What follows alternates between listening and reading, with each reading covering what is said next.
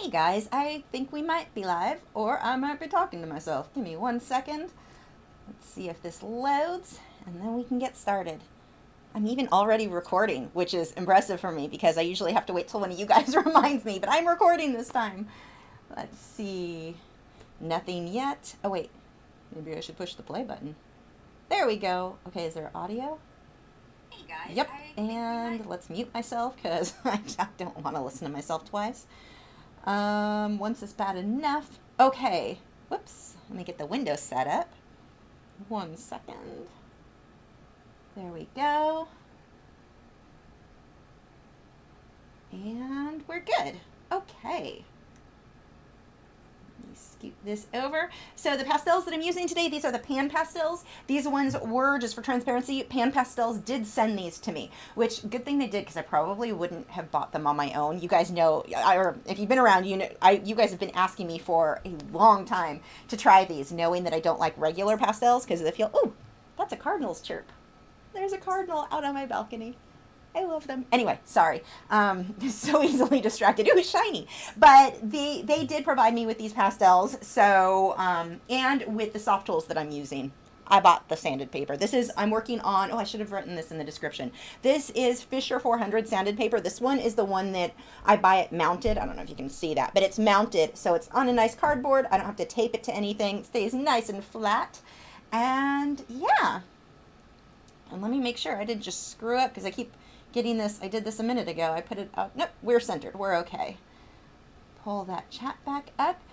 Make sure if you do have a question for me that you're using the @Lachri Fine Art. If it does not highlight my name in orange, I'm not going to see it. I would just assume you guys are chatting amongst yourselves. So let's go ahead and get started. The reference what I'm using was an old, the owl was from a reference Patreon photo. So for those on Patreon, I'll post this again for you guys when the video goes live for you, when the full video is done. But what I'm going to work on today is the background. I'm completely changing the background to just soft, out of focus, the greens, and kind of, so he's like in a forest. Or, well, technically he should be in a jungle, but I don't think that's what my photo I'm using is. So I'm using these soft tools, and the colors I used last time are really blue.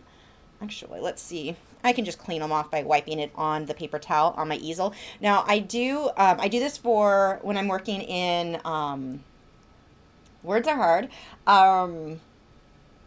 Powder blender, my gosh.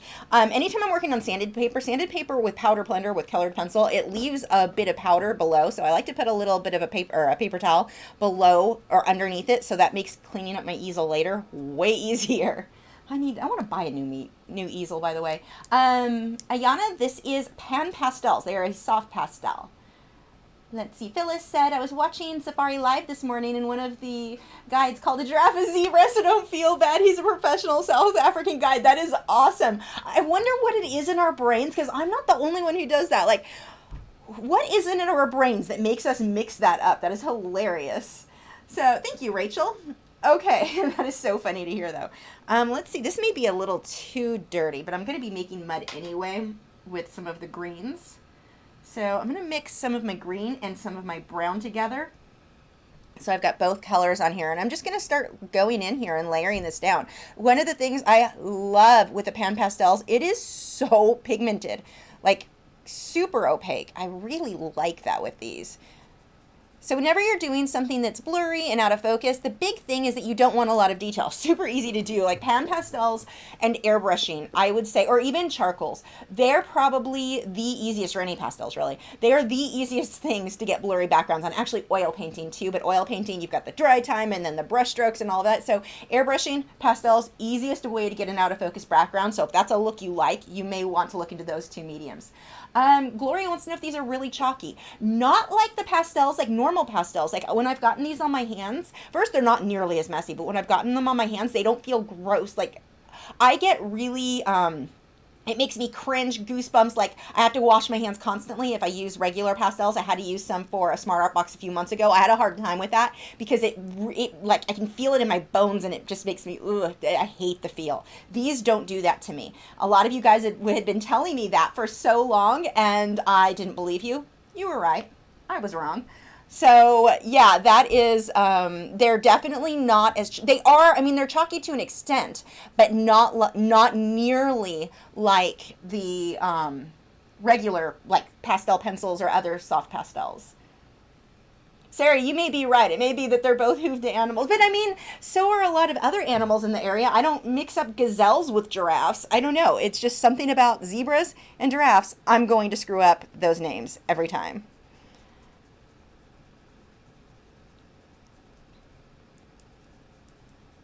So just going in here, and I've got, because this brush was actually dirty, if I wanted that to be really green, I either needed to clean it off better on the paper towel or switch the little cover on it. I need a bunch of browns and other tones in here, so it doesn't matter that this is muddying up.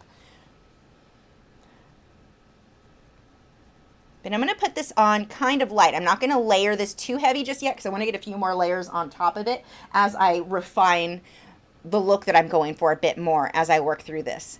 And I was watching a video by Jason. I was watching art videos all day today while I cleaned and got ready for the live stream. But I was watching a video from Jason Morgan, and he was using paint thinner, odorless mineral spirits, mixing it in with this to get fine detail, because I thought I was going to use colored pencil for the owl. I'm going to try his method.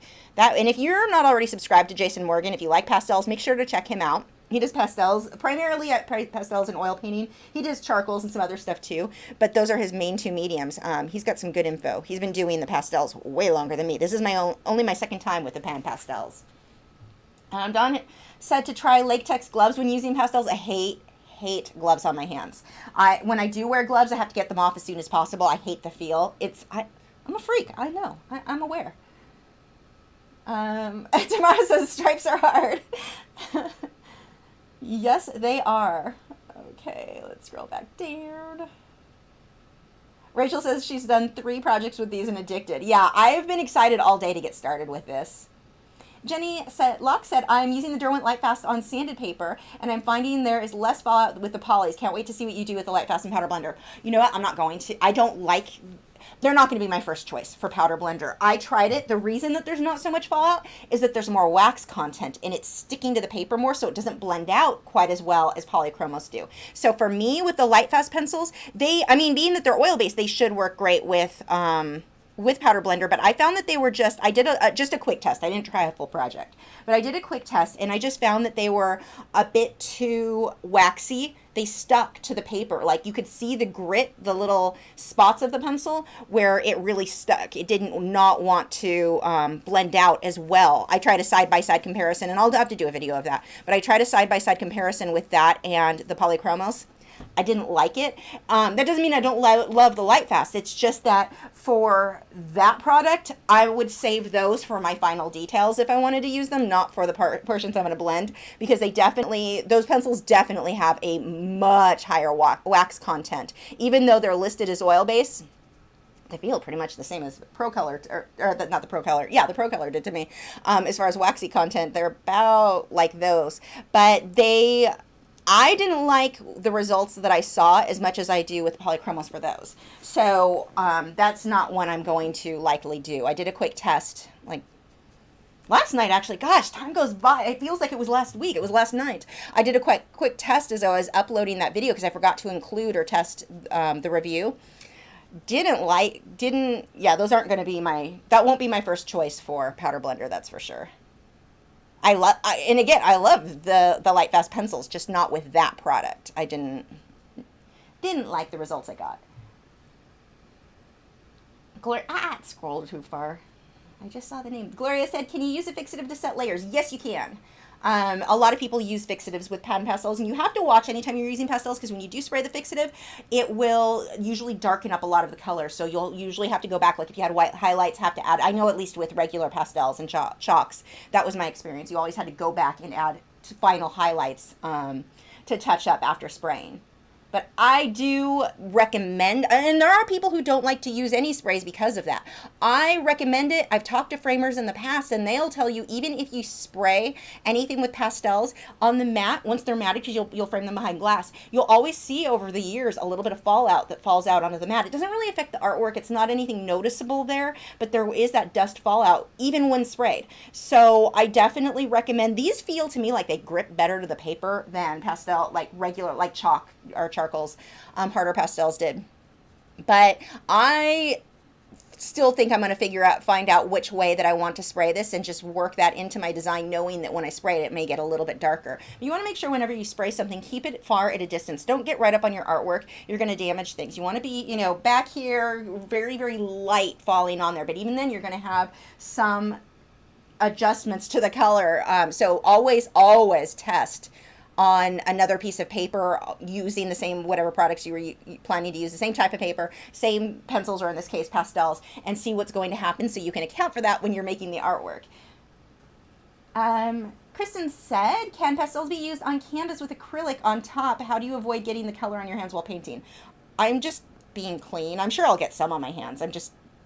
I'm used to working with oils where I don't want it on my hands, so I'm used to being fairly clean. But let's see, can it be used on canvas with acrylic? I wouldn't. I don't know how you would seal the pastels in a way, because what you would use to varnish the acrylics is very different than what you would varnish the pastels with. So I'm not going to say it can't be done. I've seen some really interesting mixed media that I wouldn't have thought to combine, and it worked. But that would be, you'd need to do some serious research. That would be very challenging to really find something that is suitable to seal both the acrylic and the pastels without affecting one or the other negatively. And then the way that the canvas is, I don't know, some of the watercolor canvas boards might work well with pastels. You would just have to do some serious research there for sure.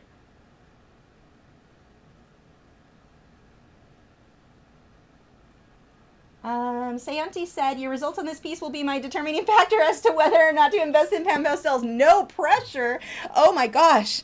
Well, now the pressure is really on. I don't want to like do them an injustice. Keep in mind, I'm new to I mean, as far as I've used pastels in the past, it's been years. Well, not years. I used years since I enjoyed working in them before I started getting weirded out by the dryness. But check out Jason's. Oh my gosh, some of the work Sheldine Fine Art, she's here on YouTube. She uses pastels a lot. I'm pretty sure Will Stoller, Unmasked Art, I know he uses chalk. I'm not sure if I need to look up. I'm pretty sure he uses pan pastels too. But check out people who have more experience than me to make that determination, because I mean, it'll be pretty. I know what I create will be pretty, but I don't want you to judge them negatively because I'm new and may make some serious bad judgment calls on how I do this. I'm already loving, though, I mean, the ease of getting this soft look and knowing I don't have to wait for, like, if we're working in acrylics and I wanted this to be wet into wet, I have that dry time. If I'm working in colored pencil, it's just a super slow process. So I'm loving getting this really nice soft background. I'm only really building this up first with this single color. I'm going to come back through with the other colors on top. I got a new container or a thermos for my tea so it would keep it cold so I didn't have to put as much ice in it. So blueberry tea in a giant thermos that is heavy. I need a big straw for that. But that thing weighs a ton. I'm not sure if it's worth keeping the drink cold. It's like I need to start going to the gym just so I can lift that thing. Okay. Whoops, and that scrolled too far. What did I miss? Here we go. Okay. Pam said, OMG, Lisa and Pastels, you're not using your fingers to blend. No, I am not. I might use my fingers to blend on final layers. I actually do that a lot with Powder Blender. So that doesn't feel too bad. I may do that a bit with these. We'll see. But for little areas, because last time I did use these, when it got on my hands, it didn't really freak me out like normal pastels. It has a very different feel. And the fact, when I was watching Jason's video, that made sense to me. He was saying a lot of people with regular pastels or they're able to use water to thin them out and get different effects.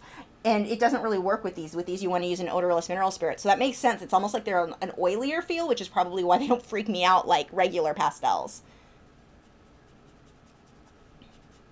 Actually, for these bigger areas, let's try some of these. I've got all of these little, like, spongy things. Technical term. Let's see. Where's the bigger soft one? I had a big flat one somewhere. Where did I put that? I must not have all my stuff out. Well, let's try. Hold on one second. I'm missing one of my blenders. Let me see if it's in this box.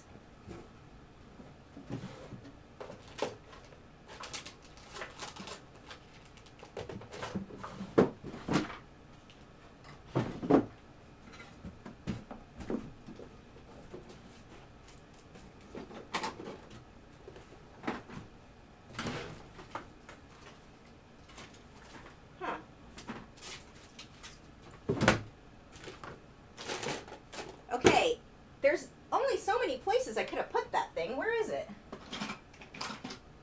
Oh, here it is. I think I tried this with powder blender, so it might have that on it. I need to use the back end of it because I think I did try that with powder blender. That's probably why it was not where it was supposed to be. Let's just wipe that off and use the back. Let's see. Steve said he just had his first polychromos break. You know, it's funny. I was talking to my friend Lena Dania. You may watch her. If you're not already subscribed to her on YouTube, you should subscribe to her too. But I was talking to her, and she just was using polychromos. She thinks it might have been her sharpener was not good, but she had some break too. And I had and I know for certain did I just scratch my nose with pastel in my hand? I'm gonna end up with pastels all over my face. Watch. But I had with my X-Acto School Pro. Now I know that this sharpener, there's something wrong with it, and it just breaks all my pencils. So my other one works great. This one I think is just a bit defective. But this is better. Oh, there we go. That's going to fill in these bigger areas a lot faster, and then I'll go on top with the smaller brush. Anyway, I know that using the bad sharpener, I had problems. I've not had problems with my good sharpeners yet. I think I've had like 2 or 3 pencils over all the years I've been using polychromos break. But yeah, I hope we're not seeing a trend there that it's anything other than bad sharpeners. That would be disappointing. Okay, this is really nice. This is just like a big round. This is part of the soft tools, and this is nice for just getting that base layer in. As May said, September can't come soon enough. I can't wait to get the Derwent Light Fast set already. 2019 can't come soon enough for me. I want the rest of the colors. I want to see what other colors we're going to get. Oh, I'm so excited. Like, I hate having to wait. I was just saying in our Facebook group yesterday, I feel like they were like, here's a bite of cookie. But they wouldn't give me the whole bag to eat like I would have wanted because I'm a pig if it comes to cookies. This is why I can't keep cookies in the house. But I felt like it was like, here's that sample, but you can't have all of them yet. I want the rest of them. I want the whole bag. They worked so well. I'm really, really in love with those pencils right now. I'm so happy that Derwent takes artists seriously, and complaints that we've had, okay, a lot of your products aren't light fast. So what did they do? They made an actual full light fast, and they're really, really working on making sure the testing and everything. I'm just really impressed with everything they've done. And I wasn't sure with those pencils if I was going to wait to really get involved. Well, I thought I would end up buying them myself. It's Derwent. If I would have contacted them and asked, they would have sent them to me. But I wasn't sure if I wanted to worry about it until the rest of the colors came out. But they just randomly sent them to me. They showed up in my mail one day. So I'm glad that they did, because I wouldn't have realized how useful, the purples alone make that set worth it. So I was very happy, and I'm happy, even though it's not going to be my first choice for working with powder blender, it works so well for the other techniques that I use that I'm just so excited about those. They just blend so nicely. They are probably going to be at the top of my list of pencils as far as performance goes when I'm working with OMS. Let's see. Rachel said, have you ever dabbled in wood burning? I have recently, inspired by an artist I met, and they combine it with paint as well. I have Dabbled would be a good way to put it. When I was working, I used to teach classes out of Michael's, and we used to have to do demonstrations, because I ran the classroom, I had to do demonstrations of different mediums. That's why I got to try so many different mediums that I didn't know anything about, which was really fun, but wood burning was one of them. That was definitely one of my favorites. I really liked it, and at the time, I was tempted to buy all the wood burning stuff, but I didn't have the money for it, and then it just, after I did get the money for it, I just kept putting it off, and I never got into it. But Valerie, one of our moderators here, make sure you check out her channel. She does wood burning and then mixes it with paint and watercolor. It is amazing, some of the stuff that she does with those. They're absolutely stunning. The thing that I liked best about wood burning when I tried it, the smell. Oh, it smells so good. I loved that. It was like incense, but better. Let's get just a soft, actually it starts to get kind of a cooler green, so I'm going to add a little bit of this blue green. It's like a phthalo green when we get back into here, and then I'll add white on top to lighten that up. Just getting some different textures. I don't care if this is perfectly smooth, I just want it soft, because the details I'll be putting over it, well, that will correct a lot of this, but I need to build the texture of trees anyway. So that did get my hands a little dirty. It's a little chalky feeling, a little bit cringy. Wipe that off, but not too bad. Like when I wiped it off, I don't know if you can see this, just barely any color came off. There's not that much, but, and that was with holding a sponge. Now the alternative, if that were to bug me, I can just keep using these without having to touch any of that. April said, I ordered my first set of blocks and pencils for Inktense. What would you suggest to be an easy subject? Flowers are always good because it's forgiving. If you like draw it wrong, you're not having to fight with that and learn how to use the medium at the same time. So flowers are usually one of the first things I recommend people try if they're getting into a new medium, because like I said, it's just very forgiving. So that would probably be good. But I mean, really, it's completely up to you. Ideally, just something you're really interested in. If it's something like, if flowers don't sound fun to you, you're not going to learn as much from doing that as you will something that does interest you. I really saw that a lot over the years. If I chose a project for somebody and it wasn't something they were interested in, that student was not going to learn nearly as fast as something they did love, something that they were interested in.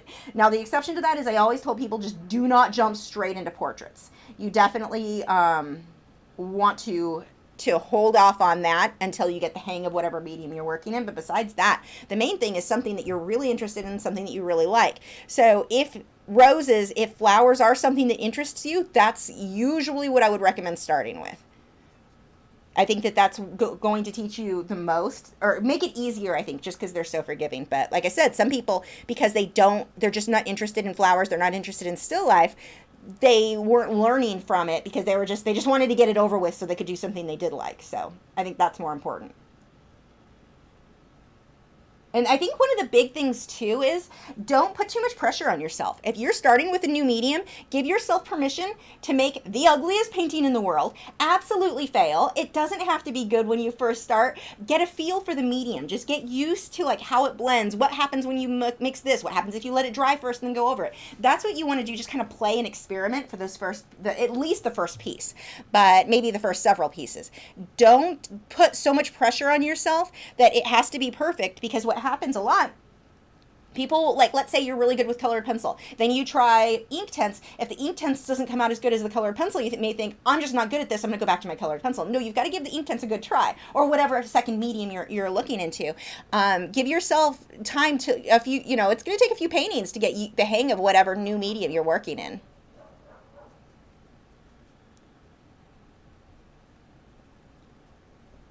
Gosh, it's just so easy to create this super, super soft look. I love this. Oops, don't scroll. There, it scrolled too far. Let's see. Scrolling to try to find the question I just missed.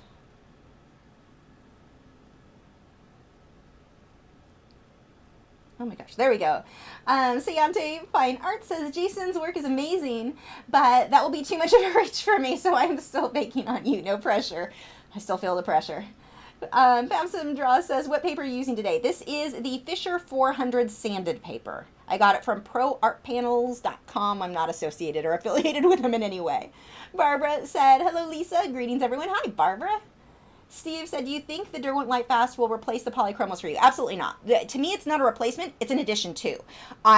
Different things, I'm going to want to use different pencils. And that's one of the things that I like. That's where I stopped my thought process when I was talking before. That's one of the things that I'm liking so much with those, because I thought we were just going to get another polychromos. And I was kind of like, why would I go buy those? Like, they're super expensive. Why would I go buy those? There's only 36 right now. I don't see the point when I already have a set of 120 polychromos. Well, 118 if I pull the two that aren't Lightfast.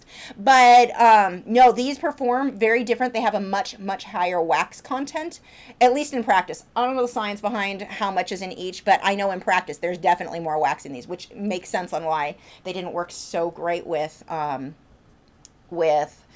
the powder blender, but they work okay. They're like, I mean, better than a true wax-based pencil would, but definitely not so much as that. So to me, it just depends on what techniques I'm using. Like for portraits, for skin color, for smooth, out of focus backgrounds, I think these Lightfast pencils are going to be my absolute go-to. But then when I want to do the finer hair, I may do my base with the Lightfast and then go through with a fine individual, like more detailed type of stuff. I'll probably switch over to my polychromos because they hold a finer point. The Lightfast pencils tend to break fairly easily because it is a softer lead. So that's why it blends so easily, but that also means, I mean, you've always got to give and take with the performance that you're looking for, and that is it's just a difference between the two.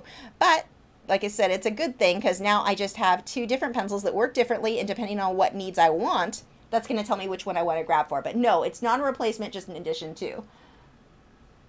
Yes, Valerie said, rubbing alcohol can also be used to blend Pan Pastels, but the smell gets to me. I can't.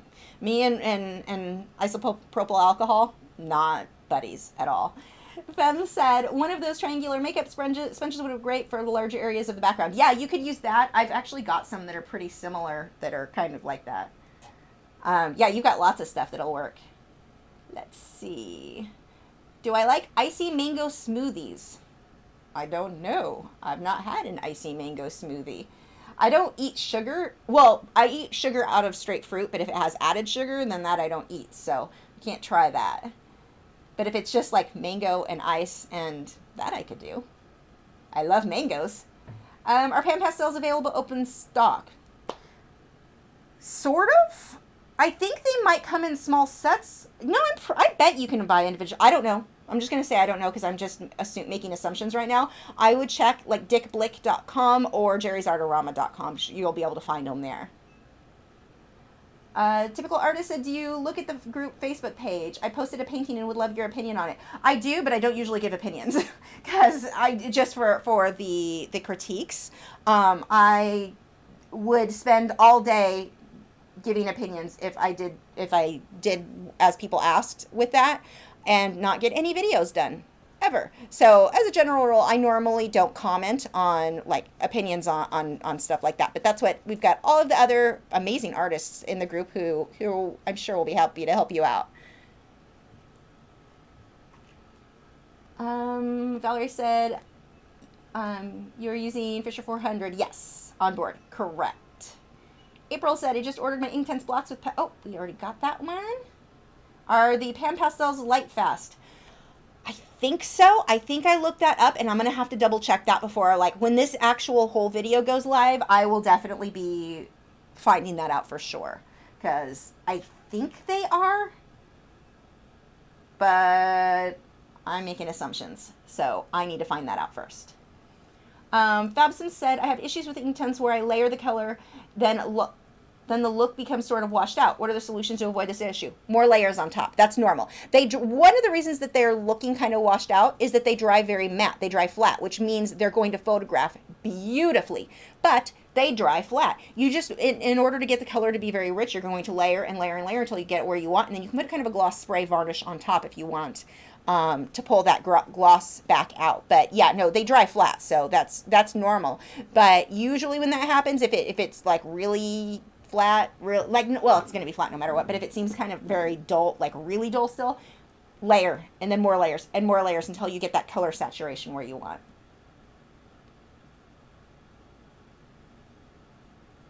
Wild Portrait Art says, I legit ran through the house screaming when they announced the Light Fast range. It's so cool that they listen to artists. Yeah, definitely. I really like Derwent, the company as a whole. I love how a lot of this stuff, like the decisions they make, the fact that they talk to a lot of artists. Like, I know a lot of the artists that they've talked to as they develop some of the products, and it's like it's just very impressive to me that and it's smart. I mean, it makes sense to me for an art supply company to want to make products that the artists want, but you have so many companies out there who are just like, you'll like what we tell you to like. So I've always loved that. Like with Derwent, they actually seem to care. Like when I did the review of the Color Soft, which you guys know I did not like, they do not work for my techniques at all.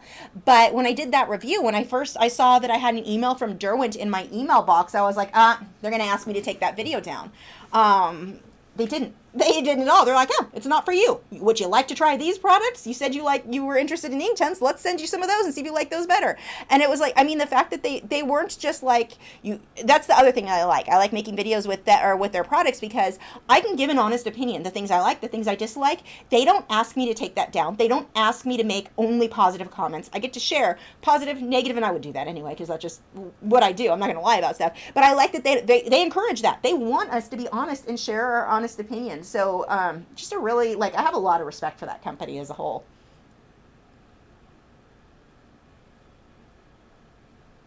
That's interesting. Wild Portrait Artist said that with Derwent, they also asked the UK Colored Pencil Society members what colors they wanted to see in the set, and many natural tones and neutrals. So excited. Yeah, they have a lot of natural colors. I want more non-natural colors, though. I want some more of those bright pink, like the purples. I'm really hoping we get a super bright hot pink.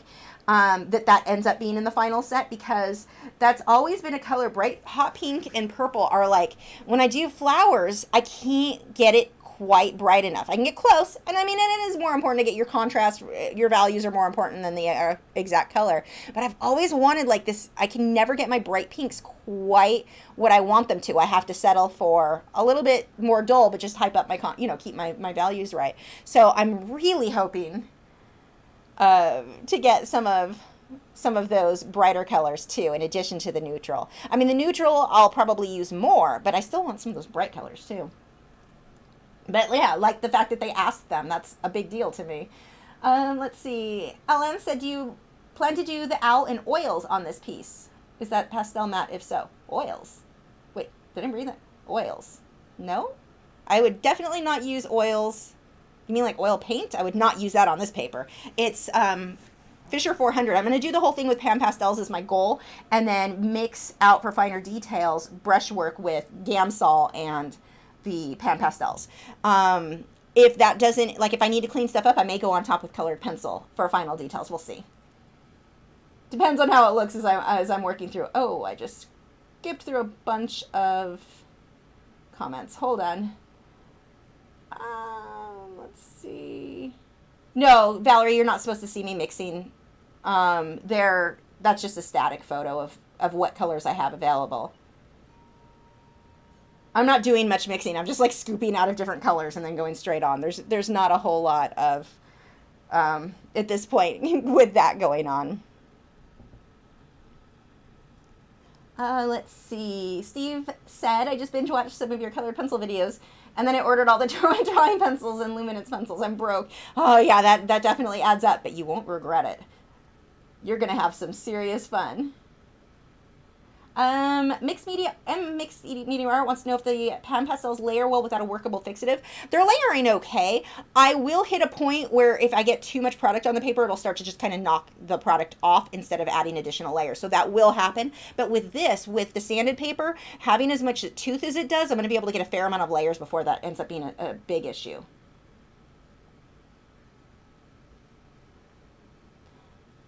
Would paper work as well? Would hot press paper work as well for this? No, there's not enough for it to grip to. It'd be too smooth. You could use it, but I mean, there are people who I'm sure have made amazing work with that, but it would definitely not be my first choice.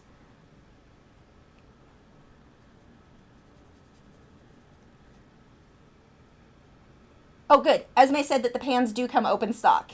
Yay! Thanks for checking on that. Don said, okay, again, yes, you can get them open stock from Jerry's and Dick Blick. JPC13 said, I saw Pan Pastels open stock. Oh, good. A bunch of you guys saw that. Thanks for looking that up, everybody. Ceramics Art said, in a way, it seems like the live stream chats have become art YouTube chats sometimes. Valerie said, let's see, look at the bottom label on the pan. There's a light fast rating. Oh, really? Let's just check that out for a second here. Let's see, purples and magentas seem to be the hardest ones. So the purple is a 4-star. What, do you know what rating they're using? 4-star out of what? I don't know if that's Blue Wool or ASTM, or if the stars are like doing what a lot, like, what's it called? Polychromos do, where it's a little different. 3 stars on magenta. Magentas are usually the least. Well, here we can tell right now. White will be light fast, and white is a 4-star. So I'm guessing white or 4-star must be the most light fast. 4-star on the black. So those are going to be your most light fast, which means the purple 4-star. So that is one of the top. The magenta a little bit less. What other colors? Reds sometimes can be. Nope, that's 4-star. That's good. Looking through all of these, I don't know what these stars are equivalent to. Do any of you guys know? But yeah, they are marked on each pan. We'll find out. I'm sure one of you guys knows. Let's see. Whoops, and scroll. There we go. Joseph is making fun of me for wanting unnatural colors. So colors that don't exist, well, not exist yet. They exist in flowers and in fish and birds. Let's see. There we go. Oh, that's awesome, Fassum Draws. Thanks. Oops, let's see. Lee Fiddler said, what fixative would you use for Pan Pastels mixed with polys?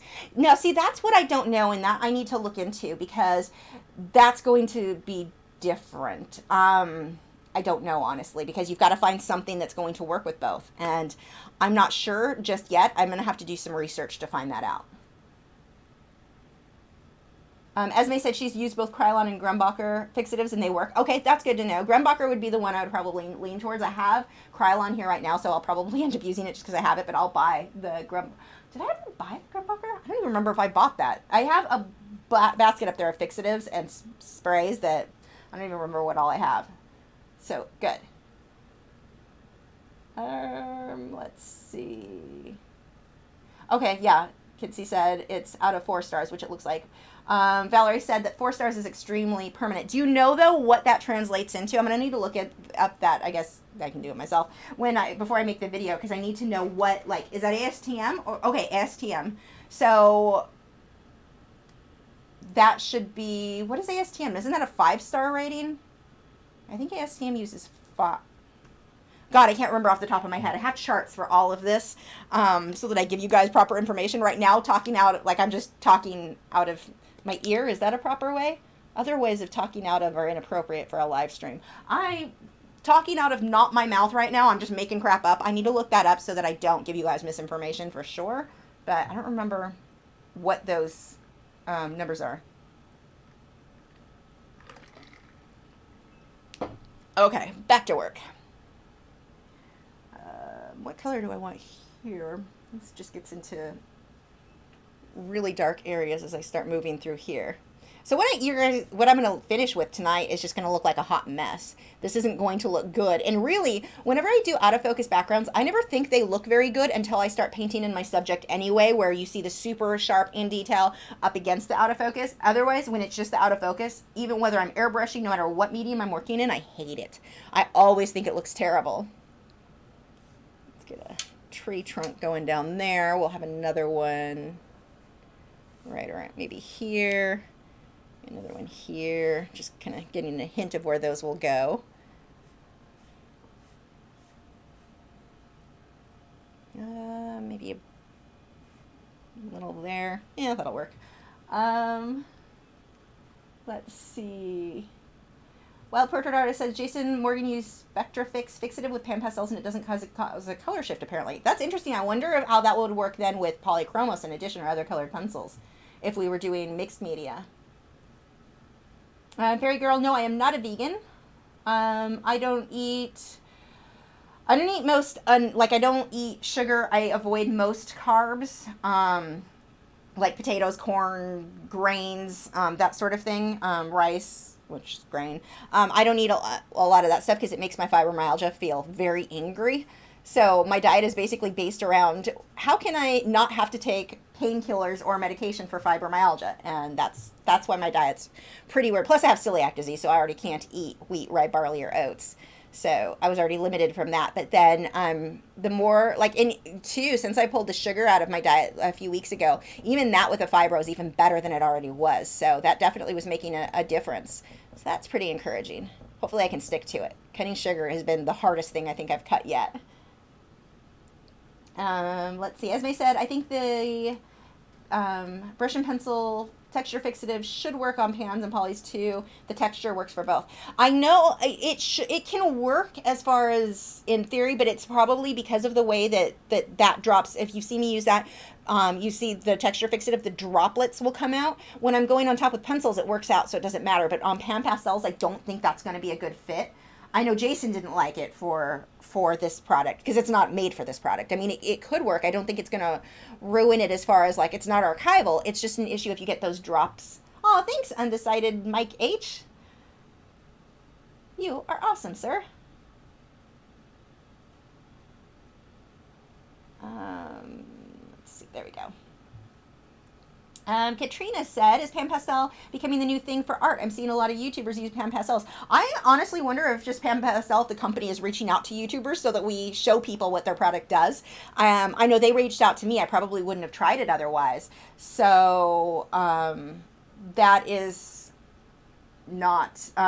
I don't know. I don't want to say that it's like the new art medium. It's a cool art medium, but for me, it's not necessarily replacing anything else. And for the other thing for me with pan or with any pastels, one of the main drawbacks that I don't love about it is that it always feels like you can never seal it down as well as you can with like colored pencils or with acrylics and oils. You know, when an oil painting is dry, I can touch it, you know, rub my hand across it, and it's not going to come off. Whereas I always am afraid I'm going to mess up pastels. So, and you're going to have a lot of people who feel that way, who are like, it's not permanent enough, I'm afraid it's going to get messed up. Once it's framed, you're fine, but I don't think it will really take over anything else. I think it's just a nice additional medium to include to our, if you're like me and you like to work in a lot of different mediums, I think it's just a nice addition. Where did I get the reference photo? The L is one I took myself, and if you are a Patreon member, this was one of our Patreon photos from, I think, last year or the year before, but I'll post this for you guys again when that video goes up. The background was just one I found on Google, and then I'm just using it as a general guideline. I'm not really copying completely at all. Like, it's not even recognizable. Typical artist said, what is your favorite medium now? I don't know. Usually it's whatever I'm currently working in, but I don't know that I have a favorite. If I had to pick one, like I could never work in any other medium, like you're moving to a desert or island and you can only bring one thing, it would probably be that didn't come out right at all. Itching nose, oh my gosh. It would probably be acrylics, but I also include the airbrush as an acrylic, like one of my tools for acrylics. So that one I can pretty much do anything I want with that medium. So I would say probably acrylics. But I would not want, like, I don't know, that would be boring to me. I wouldn't want to give up any of my other mediums either. I get bored if I do too much in the same medium, like too many times in a row. So, like, this is really fun because I did a bunch of acrylic paintings in a row recently. So it's kind of fun now to be able to do something totally different. And I actually have an airbrush piece because I just bought a new airbrush setup. It's the Grex airbrush. So it's funny. I'll tell this story while I work, since I have not gotten much done tonight. But with I went to the hobby store. My husband has gotten into making these like model robots. There's a name for them, and I don't know what it is. Something with the anime. I don't know. But anyway, we were in the hobby store, and the Grex airbrush, I tested them when I did a thing for Derwent a couple of years ago at Salt Lake City. There was a big art convention, and they had me demonstrating in their booth. So while I had time off, I was able to kind of walk around and look at other stuff. And Grex, they were a newer airbrush company, and I tested their products while I was there, and I really liked them. But, you know, airbrush setups. New setups are expensive, especially when you already have one. So I went in with my husband, and I've already been considering going ahead I'm getting all the new stuff now. But when I was in there, they had all the Grex lineup in this hobby store, like all kinds of stuff in there. They had almost everything. There were very few things they didn't have. So I decided to go ahead and pick up just the airbrush. Well, after I got the airbrush, we went to dinner and we're sitting there talking, and I'm like, I should just get the new compressor, get the hoses, get everything, and just do a whole review on the entire product line. So that's what I've done. I ended up ordering the compressor from Dick Blick. Actually, most of it I got from Dick Blick. I got a couple things from Amazon. I'm waiting right now because I decided, well, I'm going to review the gripper too. And so I found a grip that I liked, or that I've wanted, from an airbrush. I think I got it from Midwest Airbrush Supply or something like that. That's on its way. So I've got a whole bunch of stuff coming that I'll be reviewing, but I'm doing an almost, I say it's going to be all airbrush, but it's super detailed, and there's a chance, it was one of our reference photos from this month's Patreon. It was the 3 roses in the jars, the 3 jars, and that metal basket, for those of you who've seen it, you know what I'm talking about. That metal basket, that may be easier to do the basket part in colored pencil, so I don't know. We'll see how much detail I'm able to get with the airbrush I need. I've got a needle that goes, it's a 3mm, so it may be small enough. We'll see. I don't know, but it's drawn out. I'm excited to start that one soon too. Okay, let's go back to your questions and not me rambling. Sarah said, I don't want you to think I was complaining with my comments early about these live stream chats. I've actually loved talking about YouTube. No, I never thought you were complaining. Sarah, I have known for, oh gosh, for years, huh? From Facebook too. So I know you're not complaining. I know you well enough to know that. Let's see. Katrina says, I started out being an adult colorist, and there are a lot of people that color in adult coloring books that want Pan Pastels now, and it's really expensive. What do you think about that? Well, I mean, Pan Pastels for coloring books, that would be messy, wouldn't it? Seems like it would be messy. I don't know. It'd be hard to get fine detail if that's what it is, but as far as just wanting to get into pastels in general, I like it. I mean, everybody's going to have different tastes, but I'm really enjoying these, which I didn't expect, because I thought it was going to be messy like regular pastels, and it is not. But that's cool. I mean, one of the things that I've always liked with the adult coloring book movement that got so popular, it's so good because it got a lot of people into colored pencils and into art that wouldn't have otherwise tried. So maybe they ended up getting into like drawing their own things and all that. I love anything that gets more people doing any kind of art. And if they want to stick with just coloring books, that's fine too, whatever they're having fun with.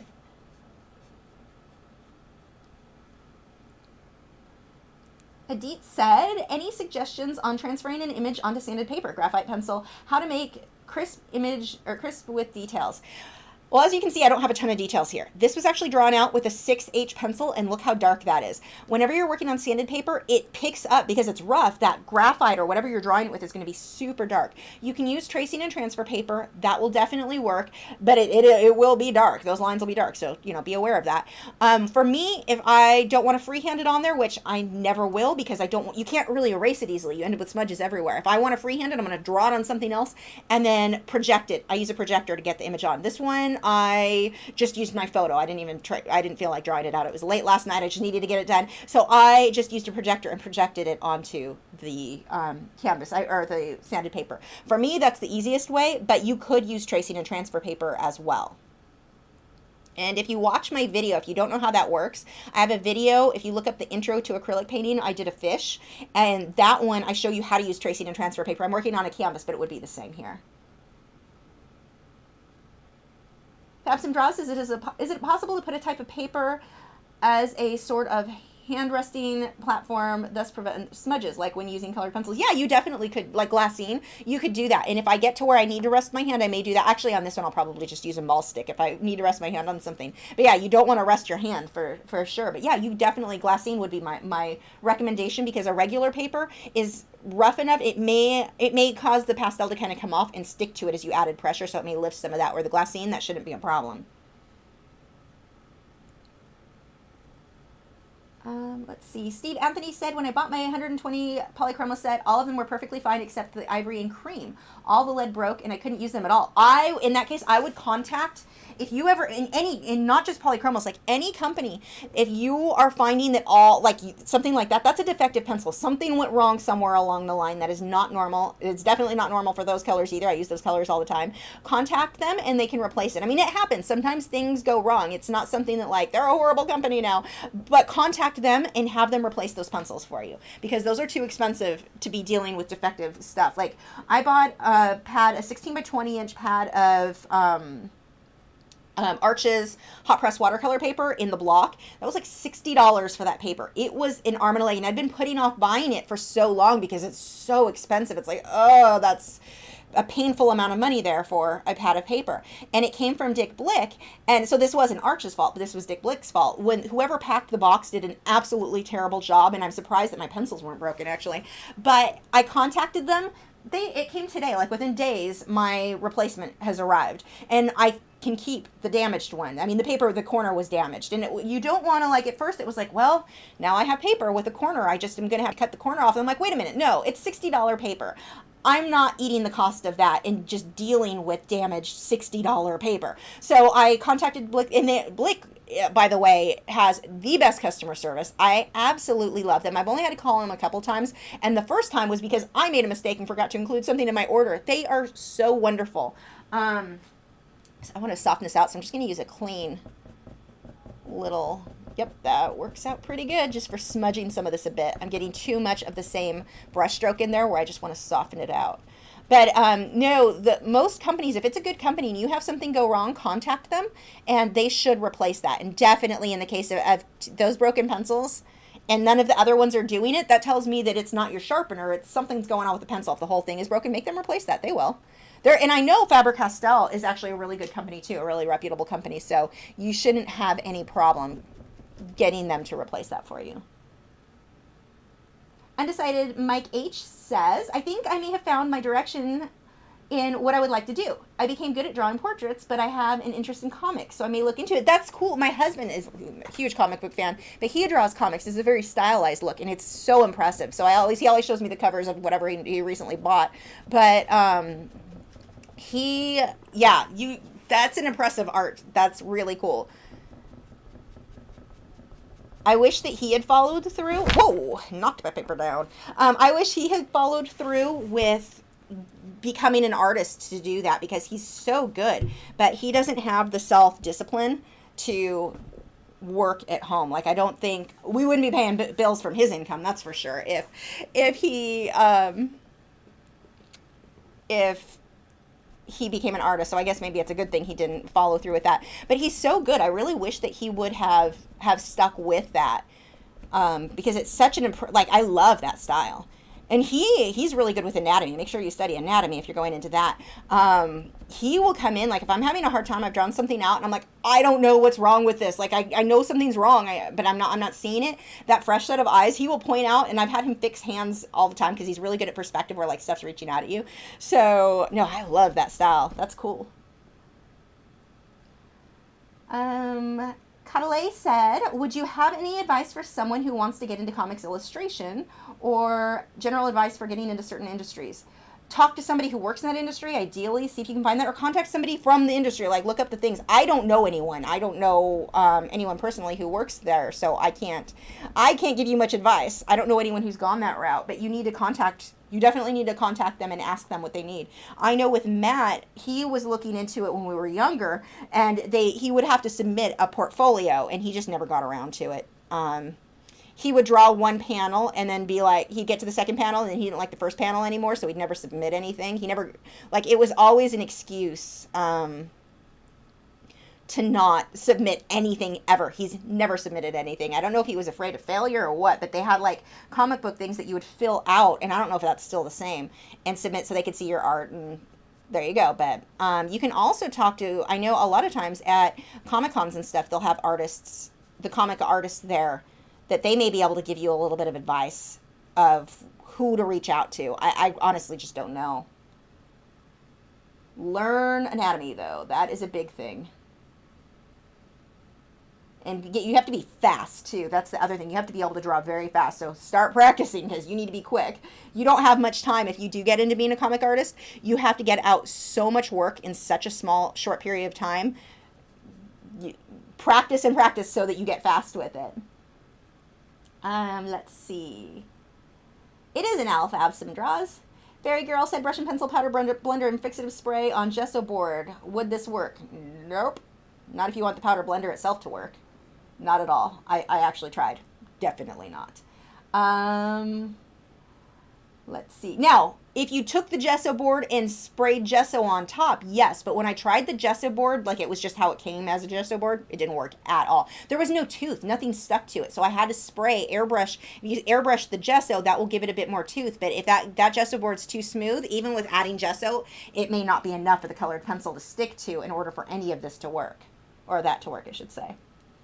Courtney said, I'm pretty sure you've said in one of your videos, but what is the difference between glassine and tracing paper? Glassine is kind of, it's like waxy paper, and it's acid-free, and it won't, I mean, not that tracing paper isn't, but nothing will stick to it, whereas tracing paper, things can stick to it. Glassine is super, super smooth, so, it's not going to have, like, it's not going to pick up, in this case, pastels, or it's not going to pick up colored pencil chunks or anything like that. Graphite, if I'm working over graphite, you're not having graphite stick to the back of it. If you're working on tracing paper, graphite will stick to the back of it. So when you move that paper, if you pushed again, the graphite that's stuck to it may end up on your paper where you didn't want it. The glassine avoids that. I'm sure it could technically happen. You could probably have a freak accident and have that happen, but it's not like you would with tracing paper.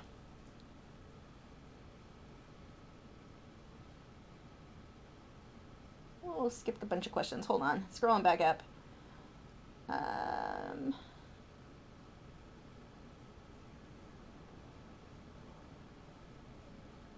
Typical Artist 15 wants to know how soft the Pan Pastels are. Is it chalky or more fine powder? I'd say probably more fine powder. They don't feel as chalky as I was expecting them to at all. But it's not like a loose powder either. Natalie said, would you say a regular kitchen gesso proof paper might work similar enough to glassine as a hand shield? Find out if it's acid free. That actually matters, because it can cause, I don't know what chemicals they use in different things. I don't know what'll stick to stuff. So when you're working with your art, you really want whatever you're using to ideally be acid free. So probably not. Like it wouldn't, you need pH neutral. Typical Artist 15 said the Pan Pastels kind of remind me of the watercolor in the kids set has the, like, all the markers and crayon stuff. Anyone know what set I'm talking about? It was my childhood. I don't know what I'm not sure. Let's see. Fabs and Draw says, is that it? Okay, I answered that one. I answered that. Okay, so I apparently skipped a bunch. Scrolled too far. Now we're back.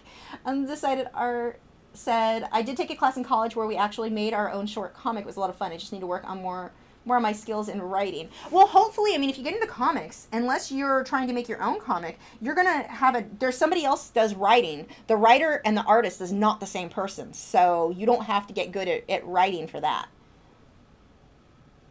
Fabs Draw says, anytime in the future you will do a video with your husband. I don't know. He's weird. He doesn't want to be in my photo. Like when I take photos and stuff, I always have to be like, I'm only sending this to my friend, like specific friends or my mom or whatever. He doesn't like when I post. And actually his reason he says that he doesn't like when I post photos is then all his friends at work are like, oh, I saw you in such and such photo. And then they want to talk to him about it. And for some reason that's an issue. I don't know. My husband's weird. So I don't know. Maybe. I've talked about it, like that it would be fun to do certain things. I do want to have his voice because he can do a really deep voice, and I want to make a new Patreon like channel trailer type thing. I have some ideas, and I want like a deep like TV like that deep man's voice that talks over like a movie intro type thing. I have an idea that would be funny if I ever get around to doing it. So you may hear him in one of my videos soon. We'll see. That takes work. I haven't even planned for it yet. Sarah Makes Art said, I just picked up a Frederick's plein air board. I don't know much about what I'm going to put on it, but after hearing you talk about them so much, I had to try it. Yeah, let me know how you like it. The background looks awesome. Thanks, Clarence. It looks almost like watercolor. Yeah, it has a very, very soft feel to it, which is what I'm liking about these. Okay, let's see if I can do this without knocking it off the thing. Gotta get that bottom edge. There we go. Karen said, do you ever experience eye or nose irritation with Pan Pastels? When I use them, I did, but I have a heavy hand. Not so far, but my nose always itches. Like, I actually, my friend, Aliona, she's the one who invented the brush and pencil products, and she had commented, she was worried that those might be causing my nose to itch because she saw me scratch my nose so often. I'm like, no, that's just me. My nose always itches. Like, I think it may be my makeup, honestly. No, not the case, because when I'm not wearing makeup, my nose always itches. Like, my face, I just always, like, my skin is really sensitive, so maybe it's my face lotion.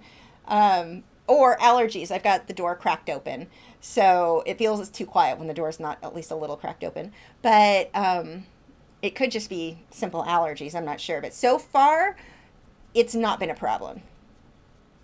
But there's not much powder. Like, there's not much fallout at all. It's not like flying all over the place like I expected it to. That was one of the things, because I'm a bit of a clean freak. Like, everything needs to be clean and organized, minus a disaster under my workbench right now that I actually just worked on a bit, and my laundry room. Those are like my two nightmares of my apartment. But I like things to be really clean, and when they're not, it freaks me out. So I know no one's surprised with my weirdness of my hands getting pastels on them. So I didn't think I was going to like these at all, because I thought it was going to be too messy, and if I ended up with powder all over the room. That's one of the reasons that airbrushing I don't do that often, because you get that airbrush, like, settles the sediment, like, it just settles on your furniture. It wipes off, it just dusts right off, it doesn't ruin anything. But I always have to clean the whole room after I airbrush, and so yeah, I just don't like the mess. But these are not, they really aren't messy. I'm really surprised. Or not like I thought they would be. I thought they would be like working in pastels, and they just aren't. They're way better. And scroll too far. Ah.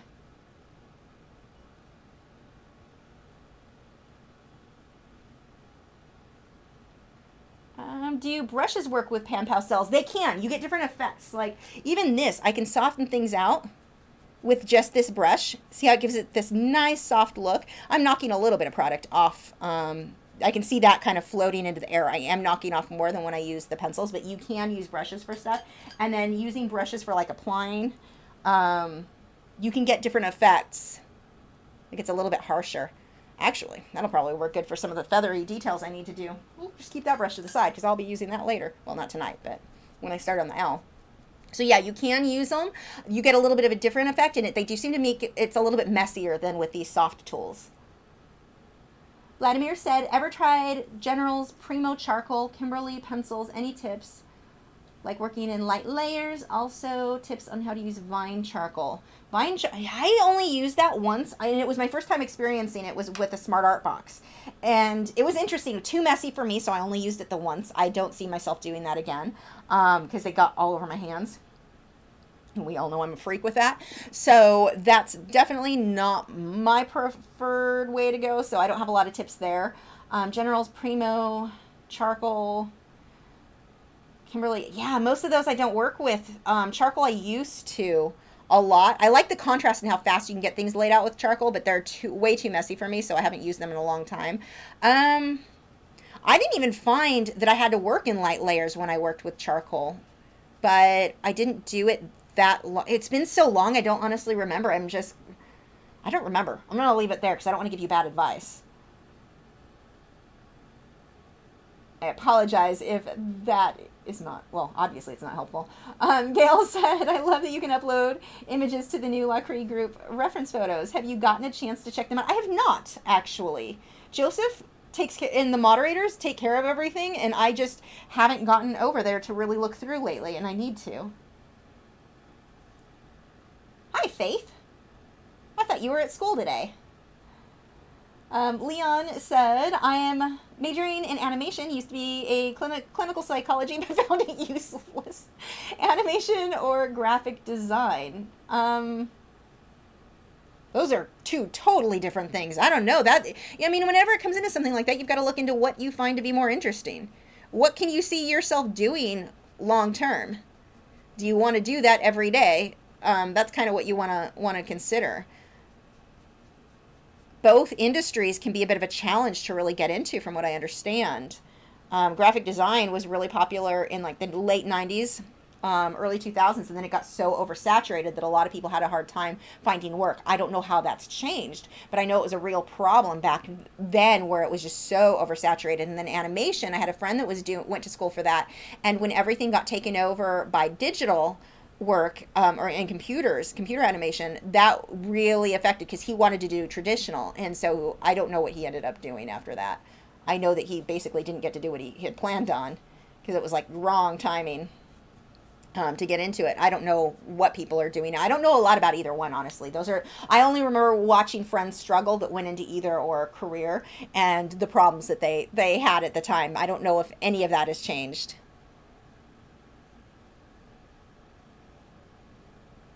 Let's give just this soft hint of some trees in the background. I'm not pushing very hard. Just wipe some of this off so it's not too dark. There we go. Really soft back there. I want to start getting in the hint of some of these trees. Now, one of the things that I'm going to have to start doing too is making sure right now all my brush strokes look the same. Definitely not what I want here. I've got to start getting some variation in there so I get a more natural feel.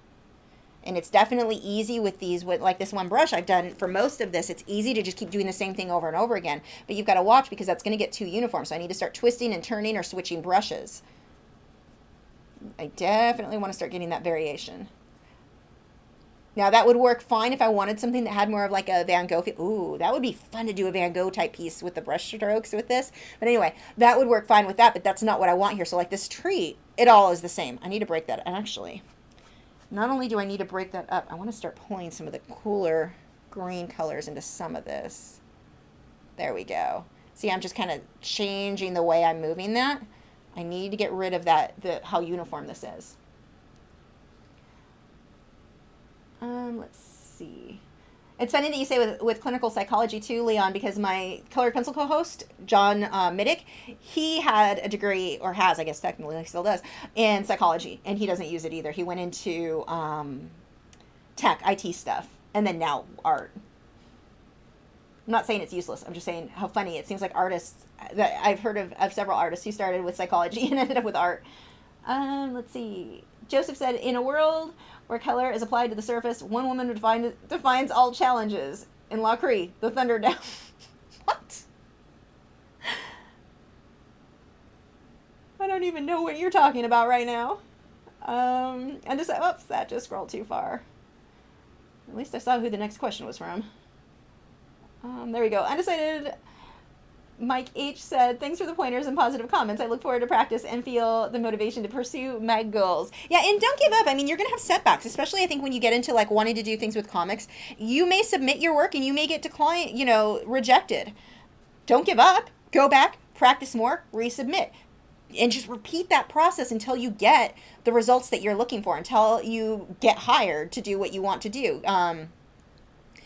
Just don't just give up, though, is the big thing there. Like, go into it expecting that you're going to have to make a lot of submissions, and it may take you a couple of years to really get into it, or more, I don't know. But just don't just give up. Just work towards, just keep practicing and submitting until you get the results you want. Steve Anthony said, do you think you'll ever try watercolor paints? If so, Daniel Smith and Schmink, I don't know how to say that, are absolutely incredible artist paints. I've heard good things about, I haven't heard of the second one. Daniel Smith, I know I've heard great things about. I have my watercolor pencils, which I love, and that makes me think that, yes, probably I will end up getting some watercolor paints too. I love the watercolor paints, the watercolor pencils, which I didn't think I would, but I really love them, and so now I kind of want pans too, or individual tubes, either way.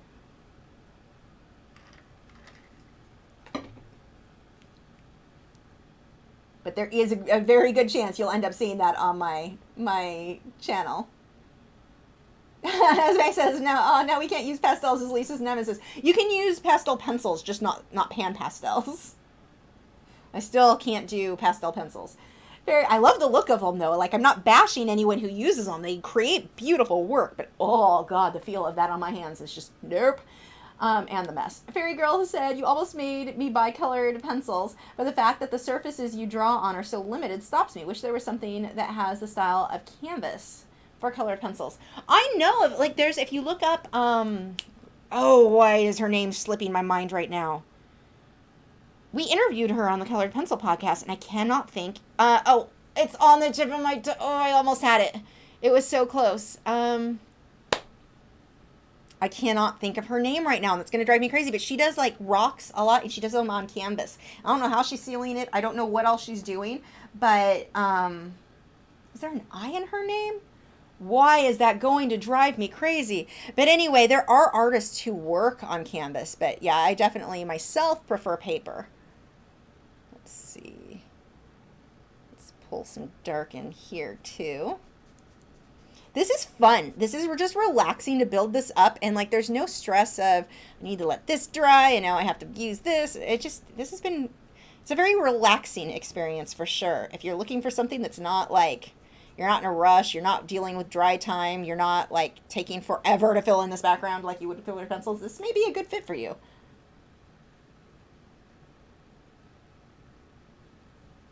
You, Fairy Girl, you might want to try, instead of regular colored pencils, either watercolor pencils or Inktense pencils on a watercolor canvas board. That may be a good fit for you. So it's kind of in the middle of the two. Gail said, I've only found one colored pencil podcast. Are there more available? Oh gosh, there's hundreds available. You can find them on iTunes if you just look up the Colored Pencil podcast. We've got a channel here on YouTube where we upload all of the newer episodes. There's not as many here. We've been adding more, but yeah, if you just look up the Colored Pencil podcast on iTunes, it should be there, or I don't know if he's on SoundCloud. I'm not sure where all they are. Or if you go to sharpenedartist.com, that is John's website, and then the podcasts are all listed right there. That's usually if I listen to. I don't really listen to them. There have been a few I listened to because I was checking audio because I was having problems with Mike. I listened through John's website. Good night, Tamara, if you're still here. And scroll too far. Adit said, can Pan Pastels be used effectively on other paper besides sanded paper? Oh, yeah. You can use them like Canson Me10's Touch, I think, is one. Canson Me10's, something like that. There's Pastel Mat. There's tons of paper that different artists use. Jason, I know, has reviewed quite a few. If you go to his channel, you've got a lot of options. Right now, I'm really liking the sanded paper. Sanded paper is fairly expensive. I know Jason really likes the Pastel Mat. He said, though, that Pastel Mat didn't work well when he used paint thinner or like Gamsol. So for finer detail type thing, that may not be. I mean, it just depends on the techniques that you're trying to use.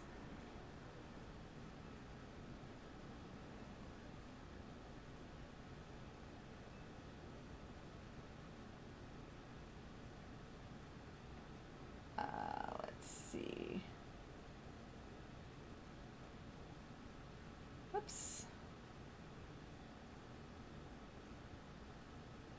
Trying to slowly scroll so it doesn't shoot up. I'm trying to find the next questions. Brent said, have you used Derwent's tinted charcoal? I have some here. No, I have not used them yet. Wait, is that what I have? I think I have like a tinted charcoal block or something like that. I have not used them yet, though.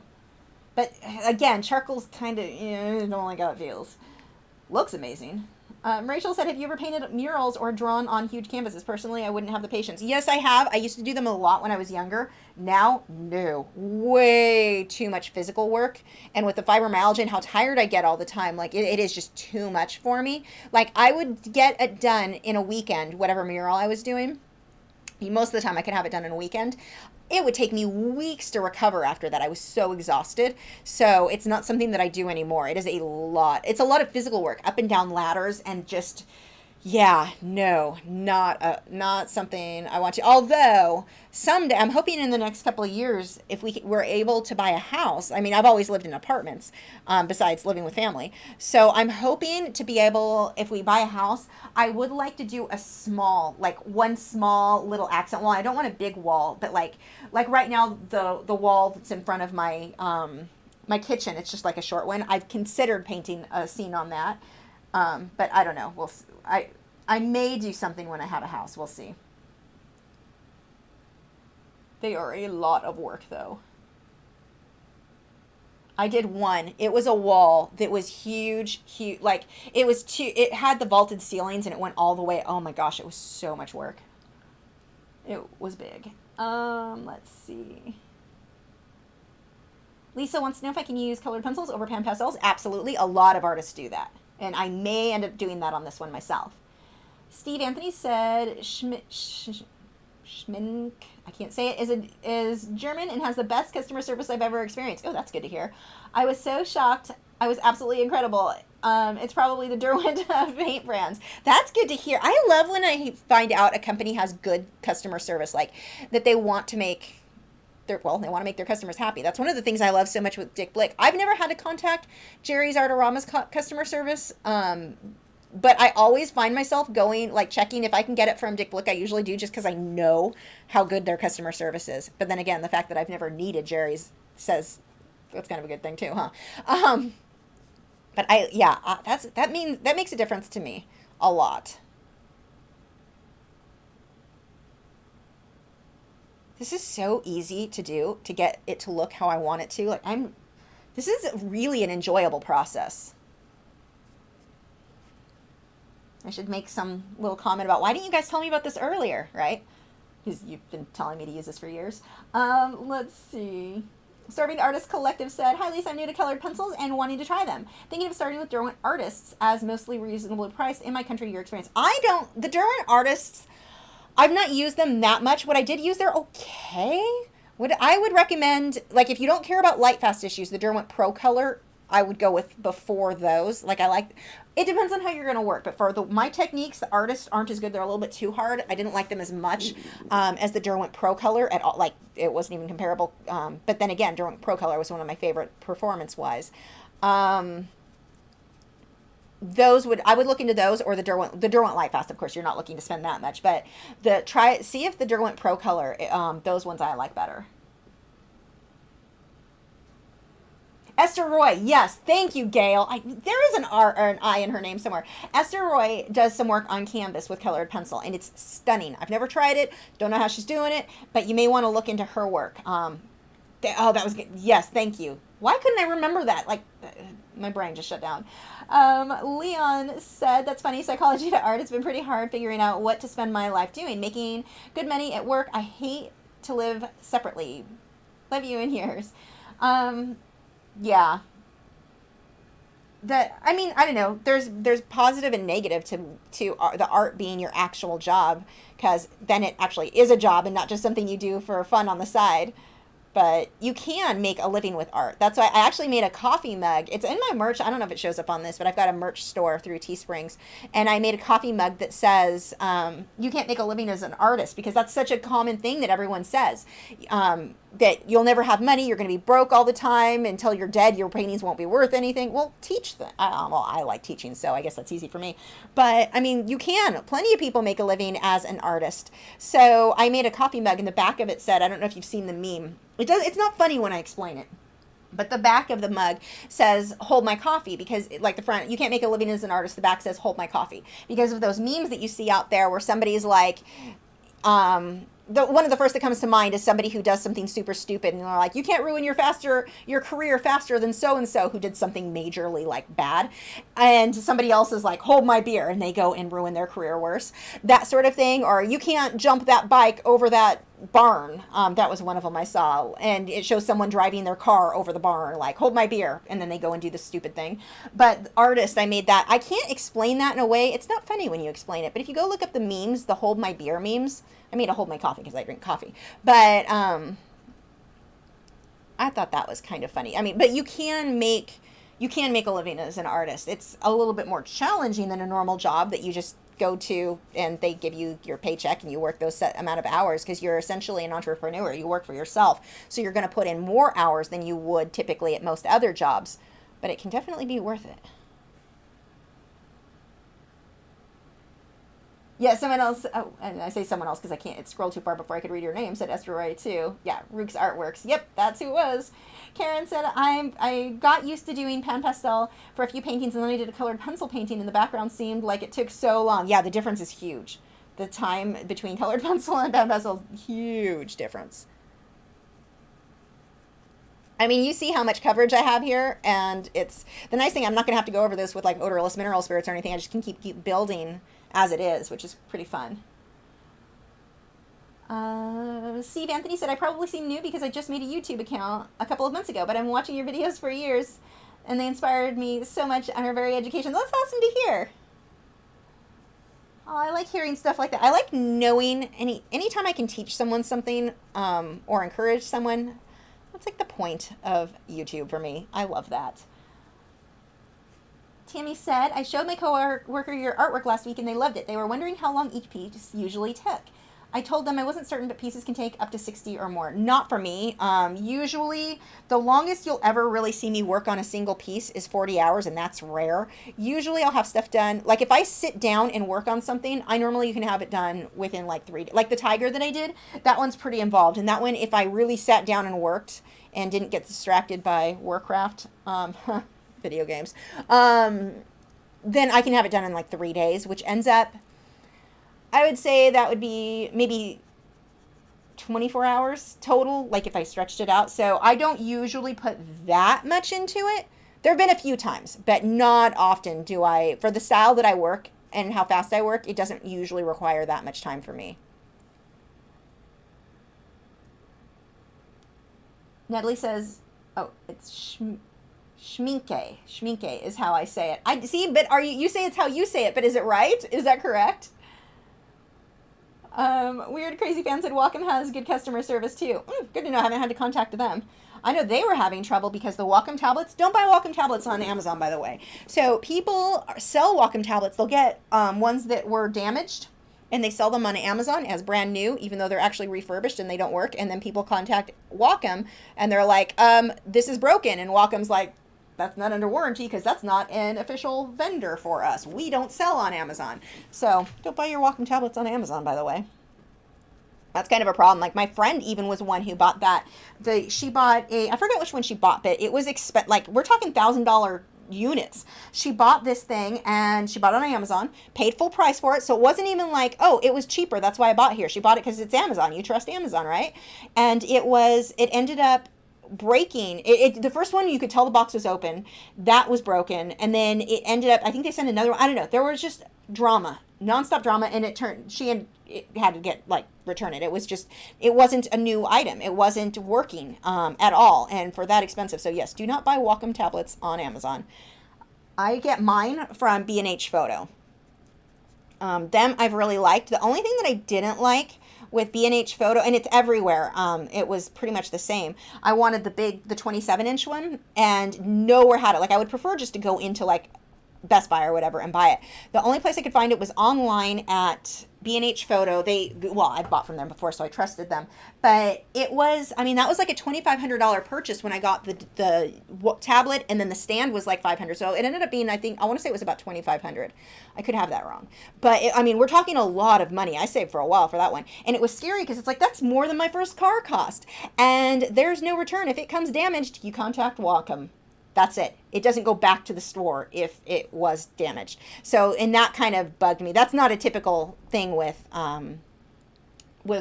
B&H Photo. Mine had no problem, so it was no issue. But I was a little bit worried because even if it got damaged in shipping, which should be B&H's thing, they're like, nope.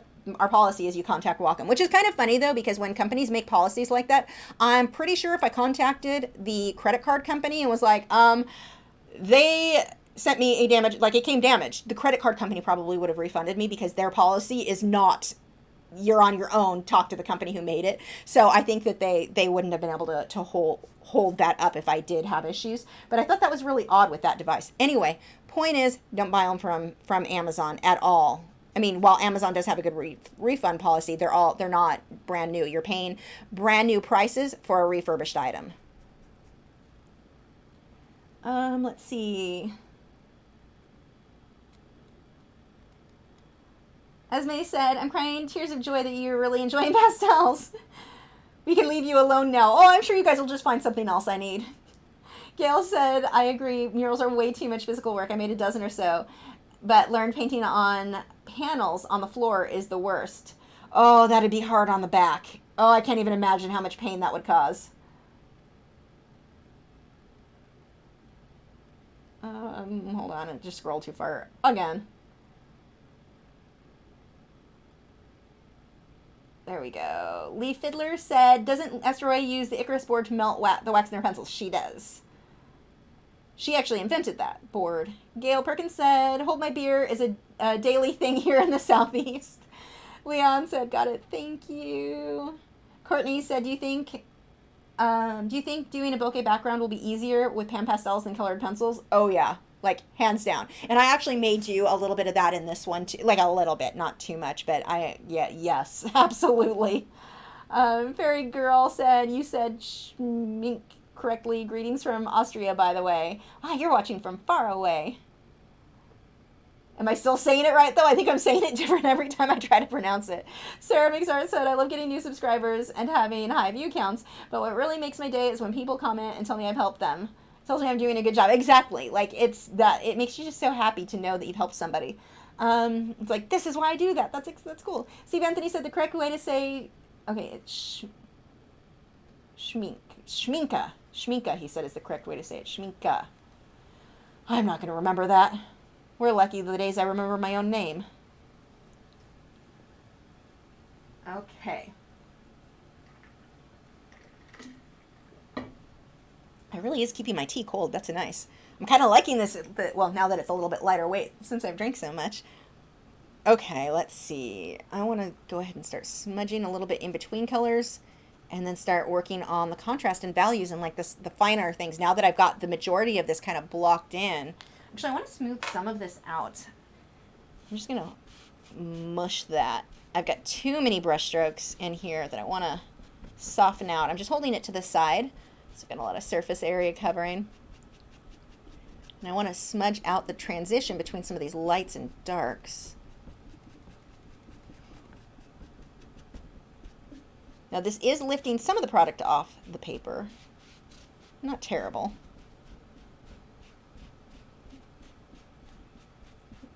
Which is actually kind of a good thing, though, because I need to put more layers on top, and lifting some of this off is not a bad thing.